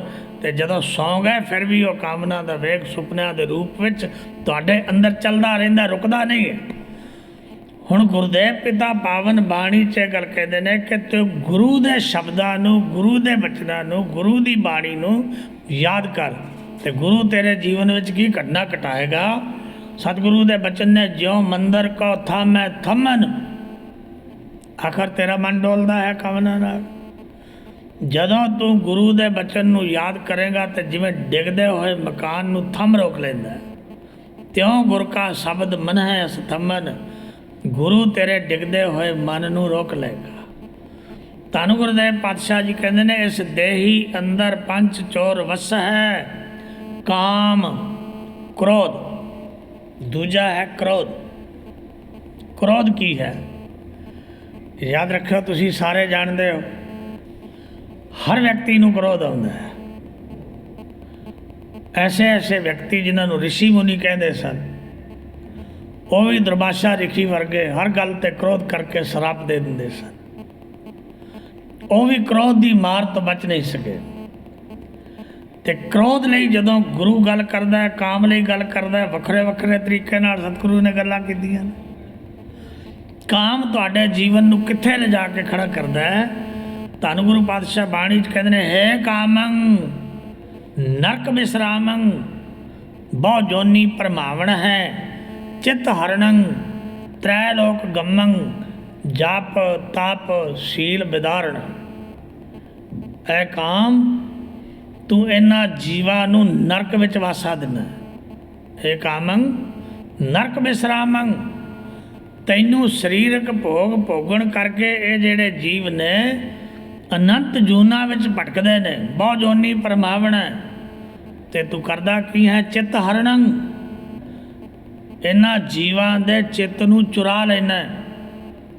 ਤੇ ਫਿਰ ਇਹ ਨਹੀਂ ਕਿ ਮਾਤ ਲੋਕ ਵਿੱਚ ਰਹਿੰਦੇ ਜੀਵਾਂ ਦੇ ਚਿੱਤ ਨੂੰ ਚੁਰਾਉਣਾ। ਚਿੱਤ ਹਰਣੰ ਤ੍ਰੈ ਲੋਕ ਗੰਮੰ, ਤੇਰੀ ਗਮਤਾ, ਤੇਰੀ ਅਪਰੋਚ, ਤੇਰੀ ਪਹੁੰਚ ਤਿੰਨਾਂ ਲੋਕਾਂ ਵਿੱਚ ਹੈ, ਤੂੰ ਕਿਸੇ ਨੂੰ ਬਖਸ਼ਦਾ ਨਹੀਂ। ਚਿੱਤ ਹਰਣੰ ਤ੍ਰੈ ਲੋਕ ਗੰਮੰ, ਤੇ ਤੂੰ ਜਿਹਨੂੰ ਚਿੰਬੜ ਜਾਂਦਾ ਹੈ, ਜਿਹੜਾ ਤੇਰੇ ਨਾਲ ਪ੍ਰਸੰਨ ਚਿੱਤ ਰਹਿੰਦਾ ਹੈ, ਉਹਦਾ ਜਪ ਤਪ ਸੀਲ ਵਿਦਾਰਣ, ਉਹਦੀ ਸਹਿਣਸ਼ੀਲਤਾ, ਉਹਦੀ ਸ਼ਾਂਤੀ, ਉਹਦਾ ਜਪ ਤਪ ਸਭ ਤਬਾਹ ਕਰ ਦੇਣਾ, ਸਤਿਗੁਰੂ ਜੀ ਕਹਿੰਦੇ ਨੇ। ਦੂਸਰਾ ਹੈ ਕ੍ਰੋਧ। ਇਹਦੇ ਲਈ ਗੁਰਦੇਵ ਪਿਤਾ ਦੇ ਵਚਨ ਨੇ, ਹੈ ਕਲ ਮੂਲ ਕਦੋ ਕ੍ਰੋਧੰ ਕਦੰਚ ਕਰਨਾ ਨਾ ਪਰਜਤੇ। ਜਿਹਦੇ ਅੰਦਰ ਤੂੰ ਪ੍ਰਗਟ ਹੋ ਜਾਣਾ, ਕਦੇ ਵੀ ਉਹਦੇ ਅੰਦਰ ਦਇਆ ਨਹੀਂ ਆ ਸਕਦੀ। ਇਹ ਗੁਰੂ ਕੇ ਬਚਨ ਨੇ। ਕਦੰਚ ਕਰੁਣਾ ਨਾ ਪਰਜਤੇ, ਉਹਦੇ ਅੰਦਰ ਕਰੁਣਾ ਦਇਆ ਪੈਦਾ ਹੀ ਨਹੀਂ ਹੋ ਸਕਦੀ ਜਿਹਦੇ ਅੰਦਰ ਤੂੰ ਆ ਜਾ। ਤੇ ਤੁਸੀਂ ਦੇਖਿਆ ਜਦੋਂ ਕ੍ਰੋਧ ਆ ਜਾਏ ਵਿਅਕਤੀ ਨੂੰ, ਫਿਰ ਉਹਦੇ ਨੇਤਰ ਲਾਲ ਹੋ ਜਾਂਦੇ ਨੇ, ਬੋਲ ਅਸਤ ਵਿਅਸਤ ਹੋ ਜਾਂਦੇ ਨੇ, ਮੂੰਹ ਵਿੱਚੋਂ ਝੱਗ ਸੁੱਟਣ ਲੱਗ ਜਾਂਦਾ, ਹੱਥ ਪੈਰ ਕੰਬਣ ਲੱਗ ਜਾਂਦੇ ਨੇ। ਉਹ ਕ੍ਰੋਧ ਕਿਵੇਂ ਹੈ? ਜਿਵੇਂ ਇੱਕ ਅੱਗ ਅੰਦਰ ਬਾਲ ਦਿੱਤੀ ਤੇ ਸਭ ਕੁਝ ਅੰਦਰ ਜਲ ਰਿਹਾ। ਯਾਦ ਰੱਖੋ, ਜਦੋਂ ਤੁਸੀਂ ਵਾਹਿਗੁਰੂ ਦੇ ਨਾਮ ਨਾਲ ਜੁੜੋਗੇ, ਇਹ ਜਿਹੜਾ ਤੁਹਾਡਾ ਕ੍ਰੋਧ ਹੈ ਨਾ, ਇਹ ਨਹੀਂ ਰਹੇਗਾ, ਖਿਮਾ ਦਾ ਰੂਪ ਧਾਰਨ ਕਰ ਲੇਗਾ। ਈਸ਼ਵਰ ਦੇ ਨਾਮ ਵਿੱਚ ਐਸੀ ਸ਼ਕਤੀ ਹੈ ਕਿ ਜਿੰਨੀ ਅੱਗ ਤੁਹਾਡੇ ਅੰਦਰ ਹੈ ਤ੍ਰਿਸ਼ਨਾ ਦੀ, ਉਹ ਨਾਮ ਹੀ ਉਸ ਅੱਗ ਨੂੰ ਬੁਝਾ ਸਕਦਾ ਹੈ। ਦੂਸਰੀ ਕੋਈ ਚੀਜ਼ ਤ੍ਰਿਸ਼ਨਾ ਦੀ ਅੱਗ ਨੂੰ ਖਤਮ ਨਹੀਂ ਕਰ ਸਕਦੀ। ਸਤਿਗੁਰੂ ਦੇ ਬਚਨ ਨੇ, ਤ੍ਰਿਸ਼ਨਾ ਬੂਝੈ ਹਰ ਕੇ ਨਾਮ, ਸਹਿਜ ਸੰਤੋਖ ਹੋਵੇ ਗੁਰਬਚਨੀ, ਪ੍ਰਭ ਸੋ ਲਾਗੈ ਪੂਰਨ ਧਿਆਨ। ਜਦੋਂ ਤੁਹਾਡਾ ਧਿਆਨ ਪ੍ਰਭੂ ਨਾਲ ਜੁੜ ਜਾਂਦਾ ਹੈ ਤੇ ਤੁਸੀਂ ਨਾਮ ਜਪਦੇ ਹੋ, ਤੁਹਾਡੇ ਅੰਦਰੋਂ ਤ੍ਰਿਸ਼ਨਾ ਦੀ ਅੱਗ ਬੁਝ ਜਾਂਦੀ।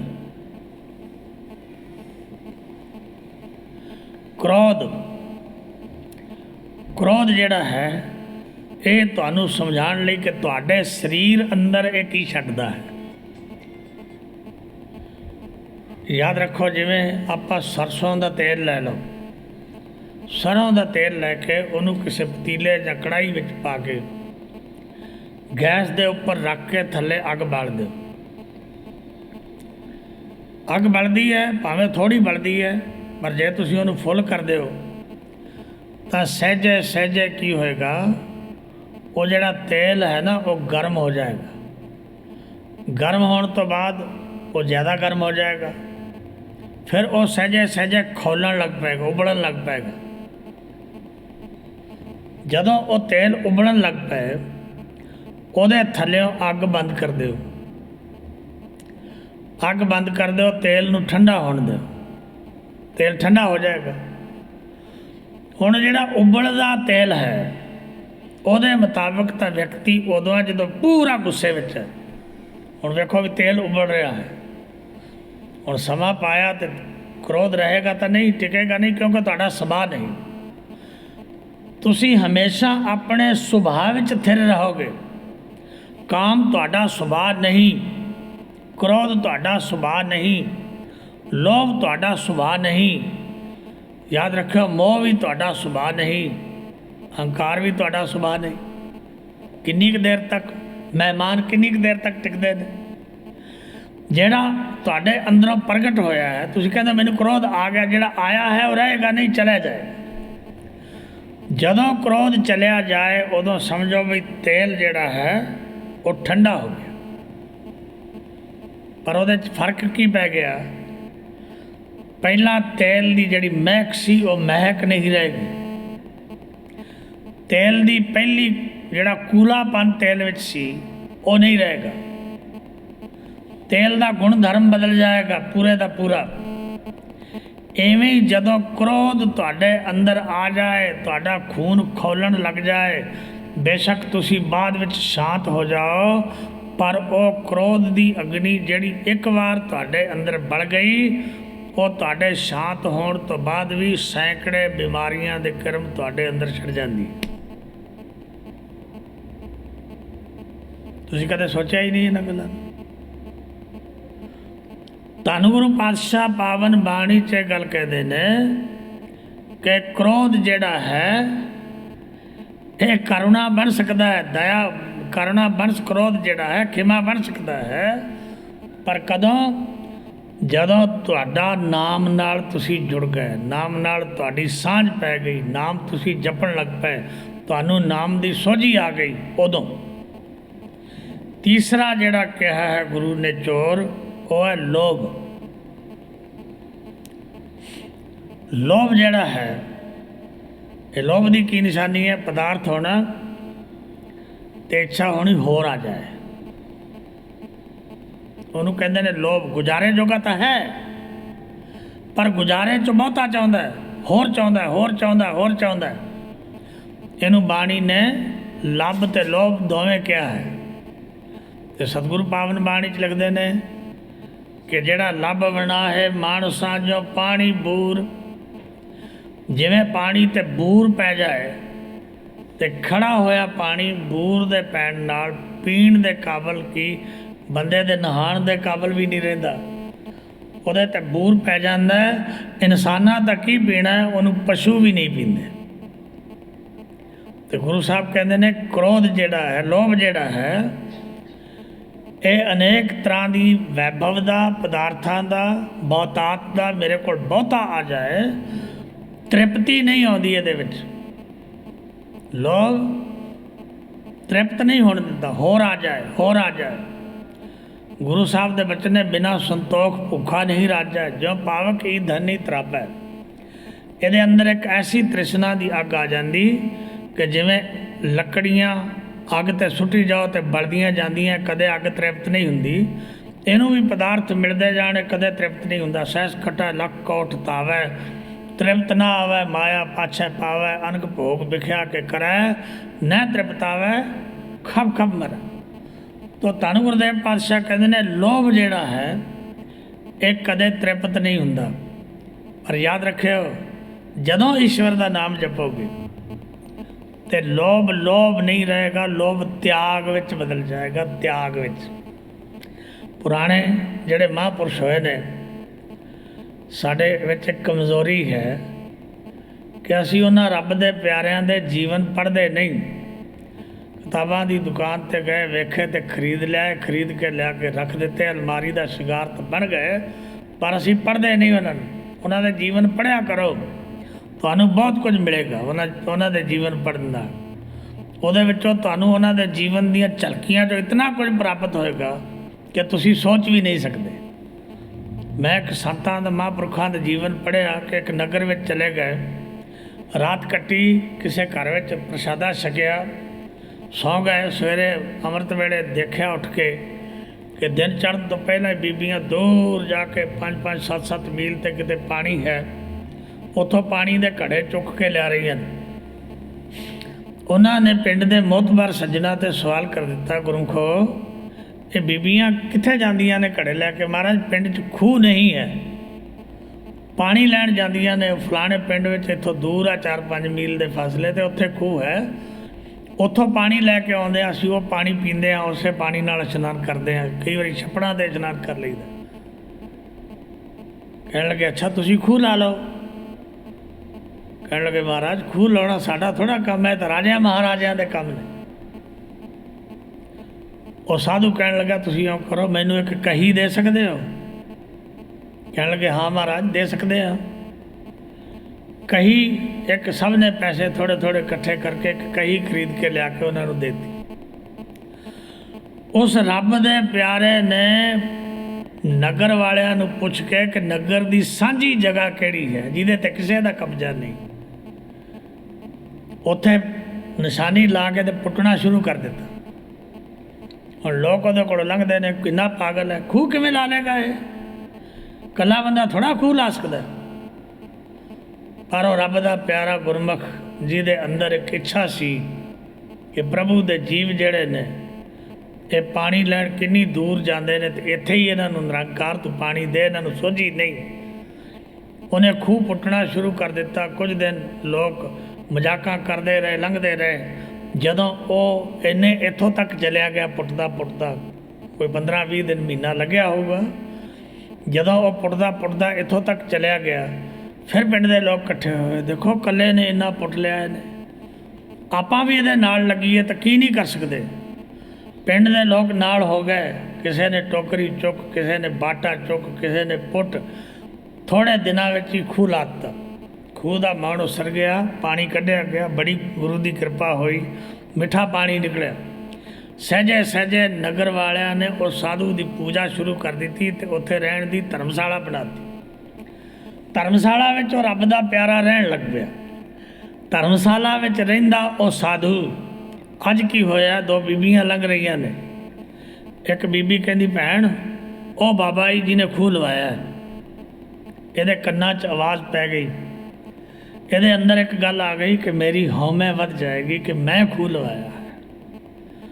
ਰਾਤ ਪੈ ਗਈ, ਦਿਨ ਭਰ ਉੱਥੇ ਰਿਹਾ। ਰਾਤ ਨੂੰ ਚੁੱਪ ਕਰਕੇ ਖਿਸਕਿਆ ਤੇ ਤਿਆਗ ਕਰਕੇ ਚਲਿਆ ਗਿਆ। ਯਾਦ ਰੱਖੋ, ਜਦੋਂ ਬੰਦਗੀ ਆ ਜਾਏ ਫਿਰ ਕਿਸੇ ਚੀਜ਼ ਨਾਲ ਲੋਭ ਨਹੀਂ ਰਹਿੰਦਾ, ਕਿਸੇ ਚੀਜ਼ ਨਾਲ ਲਾਲਚ ਨਹੀਂ ਰਹਿੰਦਾ, ਉਹਦੇ ਨਾਲ ਪਕੜ ਨਹੀਂ ਰਹਿੰਦੀ। ਲੋਭ ਇੱਕ ਪਕੜ ਹੈ ਜਿਹੜੀ ਤੁਸੀਂ ਛੱਡ ਨਹੀਂ ਸਕਦੇ। ਧਨ ਨਾਲ, ਪਦਾਰਥ ਨਾਲ, ਪੁੱਤਰਾਂ ਨਾਲ, ਧੀਆਂ ਨਾਲ, ਮਕਾਨਾਂ ਨਾਲ ਇੱਕ ਪਕੜ ਹੈ। ਅਤੇ ਜਦੋਂ ਬੰਦਾ ਅਕਾਲ ਪੁਰਖ ਵਾਹਿਗੁਰੂ ਦੀ ਬੰਦਗੀ ਕਰਦਾ ਹੈ ਤਾਂ ਜਿਹੜੀ ਪਕੜ ਹੈ ਉਹ ਛੁੱਟ ਜਾਂਦੀ। ਪਦਾਰਥਾਂ ਦਾ ਮੋਹ ਨਹੀਂ ਰਹਿੰਦਾ, ਉਹ ਤਿਆਗ ਦੇ ਰੂਪ ਵਿੱਚ ਬਦਲ ਜਾਂਦਾ ਹੈ। ਅਤੇ ਚੌਥਾ ਗੁਰੂ ਸਾਹਿਬ ਕਹਿੰਦੇ ਨੇ ਮੋਹ ਹੈ, ਮੋਹ। ਕਈ ਲੋਕ ਭੁਲੇਖੇ ਵਿੱਚ ਪਏ ਹੋਏ ਮੋਹ ਨੂੰ ਪ੍ਰੇਮ ਕਹਿੰਦੇ ਨੇ। ਕੁਝ ਲੋਕ ਔਰਤ ਨਾਲ ਪ੍ਰੇਮ ਕਰਦੇ, ਕਹਿੰਦੇ ਇਹਨੂੰ ਔਰਤ ਨਾਲ ਬੜਾ ਪ੍ਰੇਮ ਹੈ। ਯਾਦ ਰੱਖੋ, ਕੋਈ ਪ੍ਰੇਮ ਨਹੀਂ। ਪ੍ਰੇਮ ਹੋ ਜਾਣਾ ਅਤੇ ਮੋਹ ਹੋ ਜਾਣਾ, ਇਹਦੇ 'ਚ ਜ਼ਮੀਨ ਅਤੇ ਅਸਮਾਨ ਦਾ ਅੰਤਰ ਹੈ।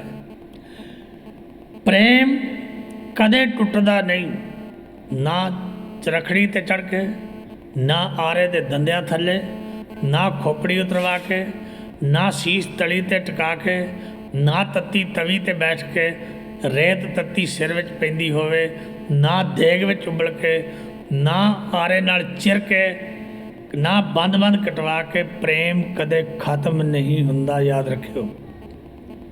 ਮੋਹ ਟੁੱਟ ਜਾਂਦਾ ਹੈ, ਮੋਹ ਨਹੀਂ ਰਹਿੰਦਾ। ਘਰ ਵਿੱਚ ਕੋਈ ਐਸੀ ਬਿਮਾਰੀ ਆ ਜਾਏ ਤੇ ਬੰਦਾ ਪਰਿਵਾਰ ਨਾਲ ਮੋਹ ਕਰੇਗਾ, ਜਿਹੜਾ ਪਤਾ ਲੱਗੇ ਵੀ ਇੱਕ ਦੂਸਰੇ ਤੋਂ ਲੱਗ ਸਕਦੀ, ਕਰੇਗਾ ਪਰਿਵਾਰ ਨਾਲ ਮੋਹ। ਉਹ ਫਿਰ ਕਹੇਗਾ ਮੈਂ ਬਚ ਜਾ, ਭਾਵੇਂ ਬਾਕੀ ਸਾਰੇ ਮਰ ਜਾਣ, ਮੈਨੂੰ ਕੋਈ ਮਤਲਬ ਨਹੀਂ ਹੈ। ਮੋਹ ਟੁੱਟ ਜਾਏਗਾ। ਧਨ ਕੋਲ ਹੋਵੇ, ਧਨ ਨਾਲ ਮੋਹ ਕਰਦਾ ਹੋਵੇ, ਲਿਆ ਕੇ ਕੋਈ ਕੰਨ ਪੱਟੀ 'ਤੇ ਰੱਖ ਦੇਵੇ ਰਿਵਾਲਵਰ ਕੇ, ਲਿਆ ਬਈ ਜੋ ਹੈ ਦੇ ਦੇ, ਮੋਹ ਕਰੇਗਾ, ਕਹੇਗਾ ਸਾਰਾ ਹੀ ਲੈ ਜਾ, ਮੈਨੂੰ ਕੁਝ ਨਾ।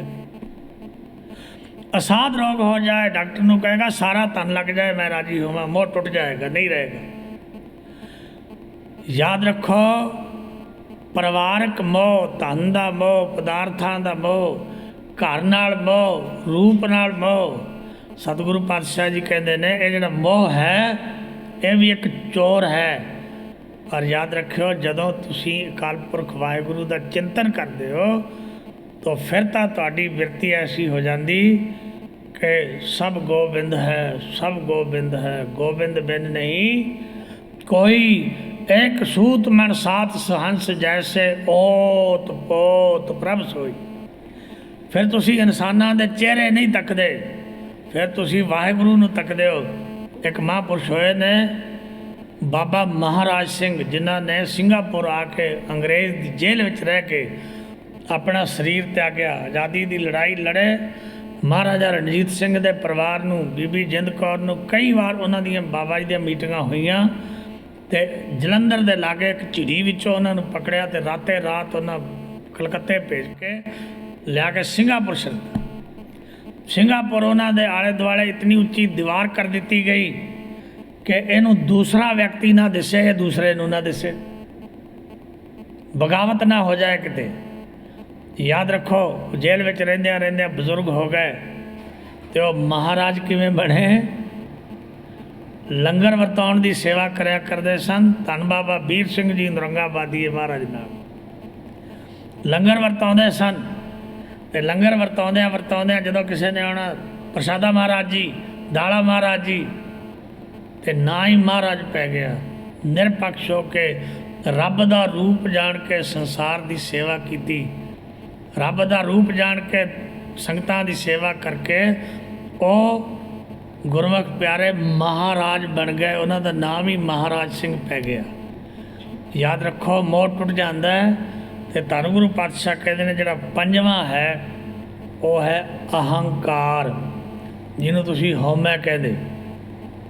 ਸਭ ਤੋਂ ਵੱਡਾ ਹੈ, ਲੰਬਾ ਰੋਗ ਹੈ। ਗੁਰਬਾਣੀ ਦੇ ਬਚਨ ਨੇ ਕਿ ਹਉਮੈ ਦੀਰਘ ਰੋਗ ਹੈ, दारू भी इस माहे। इस माहे ਦਾ ਮਤਲਬ ਇਹ ਨਹੀਂ ਕਿ दारू ਇਸੇ ਰੋਗ ਵਿੱਚ ਹੈ, ਇਹ ਨਹੀਂ ਮਤਲਬ ਇਹਦਾ। ਇਹਦਾ ਅਰਥ ਹੈ ਹਉਮੈ ਬੜਾ ਲੰਬਾ ਰੋਗ ਹੈ, ਪਰ ਇਸ ਰੋਗ ਦੀ ਦਵਾਈ ਵੀ ਇਸ ਸਰੀਰ ਦੇ ਵਿੱਚ ਹੈ, ਇਸ ਮਨੁੱਖ ਦੇ ਅੰਦਰ ਹੈ। ਹਉਮੈ ਦੀਰਘ ਰੋਗ ਹੈ, दारू भी इस माहे। ਕਿਰਪਾ ਕਰੇ ਜੇ ਆਪਣੀ ਤਾਂ ਗੁਰ ਕਾ ਸ਼ਬਦ ਕਮਾਹੇ। ਨਾਨਕ ਕਹੈ ਸੁਣੋ ਜਨੋ ਇਤ ਸੰਜਮ ਦੁੱਖ ਜਾਏ। ਤੇ ਜਿਹੜਾ ਹੰਕਾਰ ਹੁੰਦਾ ਹੈ ਜਾਂ ਜਿਹੜੀ ਹਉਮੈ ਹੁੰਦੀ ਹੈ, ਇਹ ਘੱਟ ਦੀ ਕਦੇ ਨਹੀਂ ਹੁੰਦੀ। ਵਿਦਵਾਨ ਬਹੁਤਾ ਹਉਮੈ ਕਰੇਗਾ, ਧਨਵਾਨ ਬਹੁਤਾ ਹਉਮੈ ਕਰੇਗਾ, ਬਲਵਾਨ ਬਹੁਤਾ ਹਉਮੈ ਕਰੇਗਾ, ਸੁੰਦਰਤਾ ਬਹੁਤੀ ਹੈ ਹਉਮੈ ਕਰੇਗਾ, ਪਦਾਰਥ ਬਹੁਤੇ ਨੇ ਹਉਮੈ ਕਰੇਗਾ। ਜਿਹਦੇ ਕੋਲ ਹੈ ਹੀ ਕੁਛ ਨਹੀਂ ਉਹ ਕੀ ਹਉਮੈ ਕਰੇਗਾ ਭਾਈ? ਤਾਂ ਸਾਹਿਬ ਸਤਿਗੁਰੂ ਪਾਤਸ਼ਾਹ ਜੀ ਕਹਿੰਦੇ ਨੇ ਇਹ ਅਹੰਕਾਰ ਜਿਹੜਾ ਹੈ ਇਹ ਬੜਾ ਔਖਾ ਹੈ ਇਹਨੂੰ ਤੋੜਨਾ। ਜਿੰਨੀ ਦੇਰ ਕਹਿੰਦਾ ਮੈਂ ਕੀਤਾ, ਮੇਰੀ ਹੈ, ਤਾਂ ਗੁਰੂ ਸਾਹਿਬ ਦੇ ਬਚਨ ਪੜ੍ਹੋ ਨਾ, ਜਬ ਲਗ ਮੇਰੀ ਮੇਰੀ ਕਰੈ ਤਬ ਲਗ ਕਾਜ ਇੱਕ ਨਹੀਂ ਸਰੈ, ਜਬ ਮੇਰੀ ਮੇਰੀ ਮਿਟ ਜਾਏ ਤਬ ਪ੍ਰਭ ਕਾਜ ਸਵਾਰਾ ਆਏ। ਯਾਦ ਰੱਖੋ, ਹਉਮੈ ਜਿਹੜੀ ਹੈ ਇਹ ਬੜਾ ਔਖਾ ਹੈ ਇਸ ਅਹੰਕਾਰ ਨੂੰ ਖਤਮ ਕਰਨਾ। ਤੇ ਜਿੱਥੇ ਇਹ ਹੰਕਾਰ ਹੈ, ਗੁਰੂ ਪਾਤਸ਼ਾਹ ਜੀ ਕਹਿੰਦੇ ਹਉਮੈ ਨਾਵੈ ਨਾਲ ਵਿਰੋਧ ਹੈ, ਦੋਏ ਨਾ ਵਸੈ ਇਕ ਠਾਏ। ਉੱਥੇ ਈਸ਼ਵਰ ਦਾ ਨਾਮ ਵਸ ਹੀ ਨਹੀਂ ਸਕਦਾ। ਹਉਮੈ ਨਾਵੈ ਨਾਲ ਵਿਰੋਧ ਹੈ, ਦੋਏ ਨਾ ਵਸੈ ਇਕ ਠਾਏ। ਕਿਤੇ ਆਪ ਕਹਿੰਦੇ ਨੇ ਹਉਮੈ ਜਾਈ ਤਾਂ ਕੰਤ ਸਮਾਈ, ਤੋ ਕਾਮਣ ਪਿਆਰੇ ਨੌਨਿਤ ਪਾਈ। ਉਹ ਕਾਲਪੁਰਖ ਵਾਹਿਗੁਰੂ ਦੀ ਪ੍ਰਾਪਤੀ ਤਾਂ ਹੁੰਦੀ ਜੇ ਅੰਦਰੋਂ ਹਉਮੈ ਚਲੀ ਜਾਏ। ਤੇ ਹਉਮੈ ਇੱਕੋ ਹੀ ਚੀਜ਼ ਨਾਲ ਜਾ ਸਕਦੀ, ਉਹ ਹੈ ਈਸ਼ਵਰ ਦਾ ਨਾਮ। ਤੋ ਧੰਨ ਗੁਰੂ ਪਾਤਸ਼ਾਹ ਜੀ ਕਹਿੰਦੇ ਇਹ ਜਿਹੜੇ ਪੰਜ ਨੇ ਸਰੀਰ ਵਿੱਚ ਵਸਦੇ, ਇਹ ਕਰਦੇ ਕੀ ਨੇ? ਅੰਮ੍ਰਿਤ ਲੂਟ ਹੈ। ਇੱਕ ਵਾਰੀ ਗੱਜ ਕੇ ਆਖੋ ਸਤਨਾਮ ਸ੍ਰੀ ਵਾਹਿਗੁਰੂ। ਇਹ ਪੰਜ ਤੁਹਾਡੇ ਸ਼ੁਭ ਗੁਣਾਂ ਨੂੰ ਲੁੱਟ ਲੈਂਦੇ ਨੇ, ਤੁਹਾਨੂੰ ਨਾਮ ਰੂਪੀ ਅੰਮ੍ਰਿਤ ਨਾਲ ਜੁੜਨ ਨਹੀਂ ਦਿੰਦੇ। ਪਰ ਅਫਸੋਸ ਇਸ ਗੱਲ ਦਾ ਕਿ ਇਨਸਾਨ ਇਹਨਾਂ ਨੂੰ ਮਿੱਤਰ ਸਮਝ ਕੇ ਇਹਨਾਂ ਦੇ ਨਾਲ ਤੁਰਿਆ ਰਹਿੰਦਾ। ਅੰਮ੍ਰਿਤ ਲੂਟੈ ਮਨਮੁਖ ਨਹੀਂ ਬੂਝੈ। ਗੁਰੂ ਸਾਹਿਬ ਕਹਿੰਦੇ ਇਹ ਮਨਮੁਖ ਸਮਝਦਾ ਨਹੀਂ ਇਸ ਗੱਲ ਨੂੰ, ਇਹ ਮੂਰਖ ਹੈ। ਤੇ ਧੰਨ ਗੁਰੂ ਪਾਤਸ਼ਾਹ ਅੱਗੇ ਕਹਿੰਦੇ ਨੇ ਕੋਈ ਨਾ ਸੁਣੈ ਪੁਕਾਰਾ। ਕੋਈ ਇਹਦੀ ਪੁਕਾਰ ਸੁਣਨ ਵਾਲਾ ਵੀ ਨਹੀਂ ਇਸ ਸੰਸਾਰ 'ਤੇ। ਪੁਕਾਰ ਸੁਣਨ ਵਾਲਾ ਤਾਂ ਇੱਕੋ ਹੀ ਹੈ। ਬਾਣੀ ਦੇ ਬਚਨ ਨੇ ਨਾ ਕਿ ਹਰ ਕੇ ਲੋਗਾ ਮੋਕੋ ਨੀਤ ਦਸੈ ਪਟਵਾਰੀ, ਉੱਪਰ ਪੂਜਾ ਕਰ ਮੈਂ ਗੁਰ ਪੈ ਪੁਕਾਰਿਆ, ਤਿਨਹੁ ਲਿਆ ਉਬਾਰੀ। ਗੁਰੂ ਹੀ ਪੁਕਾਰ ਸੁਣੇਗਾ। ਗੁਰੂ ਦੇ ਬਚਨ ਨੇ ਜੀ ਕੀ ਬਿਰਥਾ ਹੋਏ ਸੋ ਗੁਰ ਪਹਿ ਅਰਦਾਸ ਕਰ। ਜਿਹੜੇ ਤੇਰੇ ਅੰਦਰ ਦੀ ਪੀੜਾ ਹੈ ਉਹ ਗੁਰੂ ਦੇ ਅੱਗੇ ਆ ਕੇ ਅਰਦਾਸ ਕਰ ਤੇ ਗੁਰੂ ਤੇਰੀ ਬਾਹੁੜੀ ਕਰੇਗਾ, ਗੁਰੂ ਤੇਰੀ ਪੀੜਾ ਨੂੰ ਹਰੇਗਾ। ਗੁਰੂ ਗੁਰਮੁਖ ਕੋਟ ਉਧਾਰਦਾ ਦੇ ਨਾਮ ਹੈ ਇੱਕ ਕਣੀ। ਗੁਰੂ ਤੈਨੂੰ ਇਹਨਾਂ ਪੰਜਾਂ ਕੋਲੋਂ ਛਡਵਾ ਕੇ ਤੇਰਾ ਨਿਰੰਕਾਰ ਨਾਲ ਮਿਲਾਪ ਕਰਾ ਦੇਵੇਗਾ। ਇੱਥੇ ਹੀ ਸਮਾਪਤੀ ਹੈ। ਗੁਰੂ ਪਾਤਸ਼ਾਹ ਕਿਰਪਾ ਕਰਨ, ਪਾਵਨ ਬਾਣੀ ਦਾ ਉਪਦੇਸ਼ ਸਾਡੇ ਸਾਰਿਆਂ ਦੇ ਹਿਰਦੇ 'ਚ ਵਸ ਜਾਏ, ਜਿਸ ਨਾਲ ਸਾਡਾ ਮਨੁੱਖਾ ਜਨਮ ਸਫਲਾ ਹੋ ਸਕੇ। ਗੁਰੂ ਪਿਆਰਿਓ, ਪਵਿੱਤਰ ਬਾਣੀ ਦੀ ਵਿਚਾਰ ਕਰਦੇ ਹੋਈਆਂ ਭੁੱਲਾਂ ਗੁਰੂ ਕੇ ਦਰ ਦਾ ਕੂਕਰ ਜਾਣ ਕੇ, ਆਪਣੇ ਦਰ ਦਾ ਭਿਖਾਰੀ ਜਾਣ ਕੇ ਮਾਫ ਕਰ ਦੇਣੀਆਂ। ਬਚਨ ਉਪਦੇਸ਼ ਗੁਰੂ ਕਾ ਜਾਣ ਕੇ ਹਿਰਦੇ 'ਚ ਵਸਾਉਣਾ, ਤਾਂ ਕਿ ਦਾਸ ਦਾ ਅਤੇ ਆਪ ਜੀ ਸਾਰਿਆਂ ਦਾ ਜੋ ਗੁਰੂ ਦੀ ਹਜ਼ੂਰੀ ਵਿੱਚ ਗੁਜ਼ਾਰਿਆ ਇਹ ਸਮਾਂ ਹੈ, ਉਹ ਲੇਖੇ ਵਿੱਚ ਪੈ ਸਕੇ, ਜਿਸ ਨਾਲ ਅਸੀਂ ਹੋ ਜਾਈਏ ਇਹ ਲੋਕ ਸੁਖੀਏ ਪਰਲੋਕ ਸੁਹੇਲੇ। ਨਾਨਕ ਹਰ ਪ੍ਰਭ ਆਪਹਿ ਮੇਲੇ। ਵਾਹਿਗੁਰੂ ਜੀ ਕਾ ਖਾਲਸਾ, ਵਾਹਿਗੁਰੂ ਜੀ ਕੀ ਫਤਿਹ।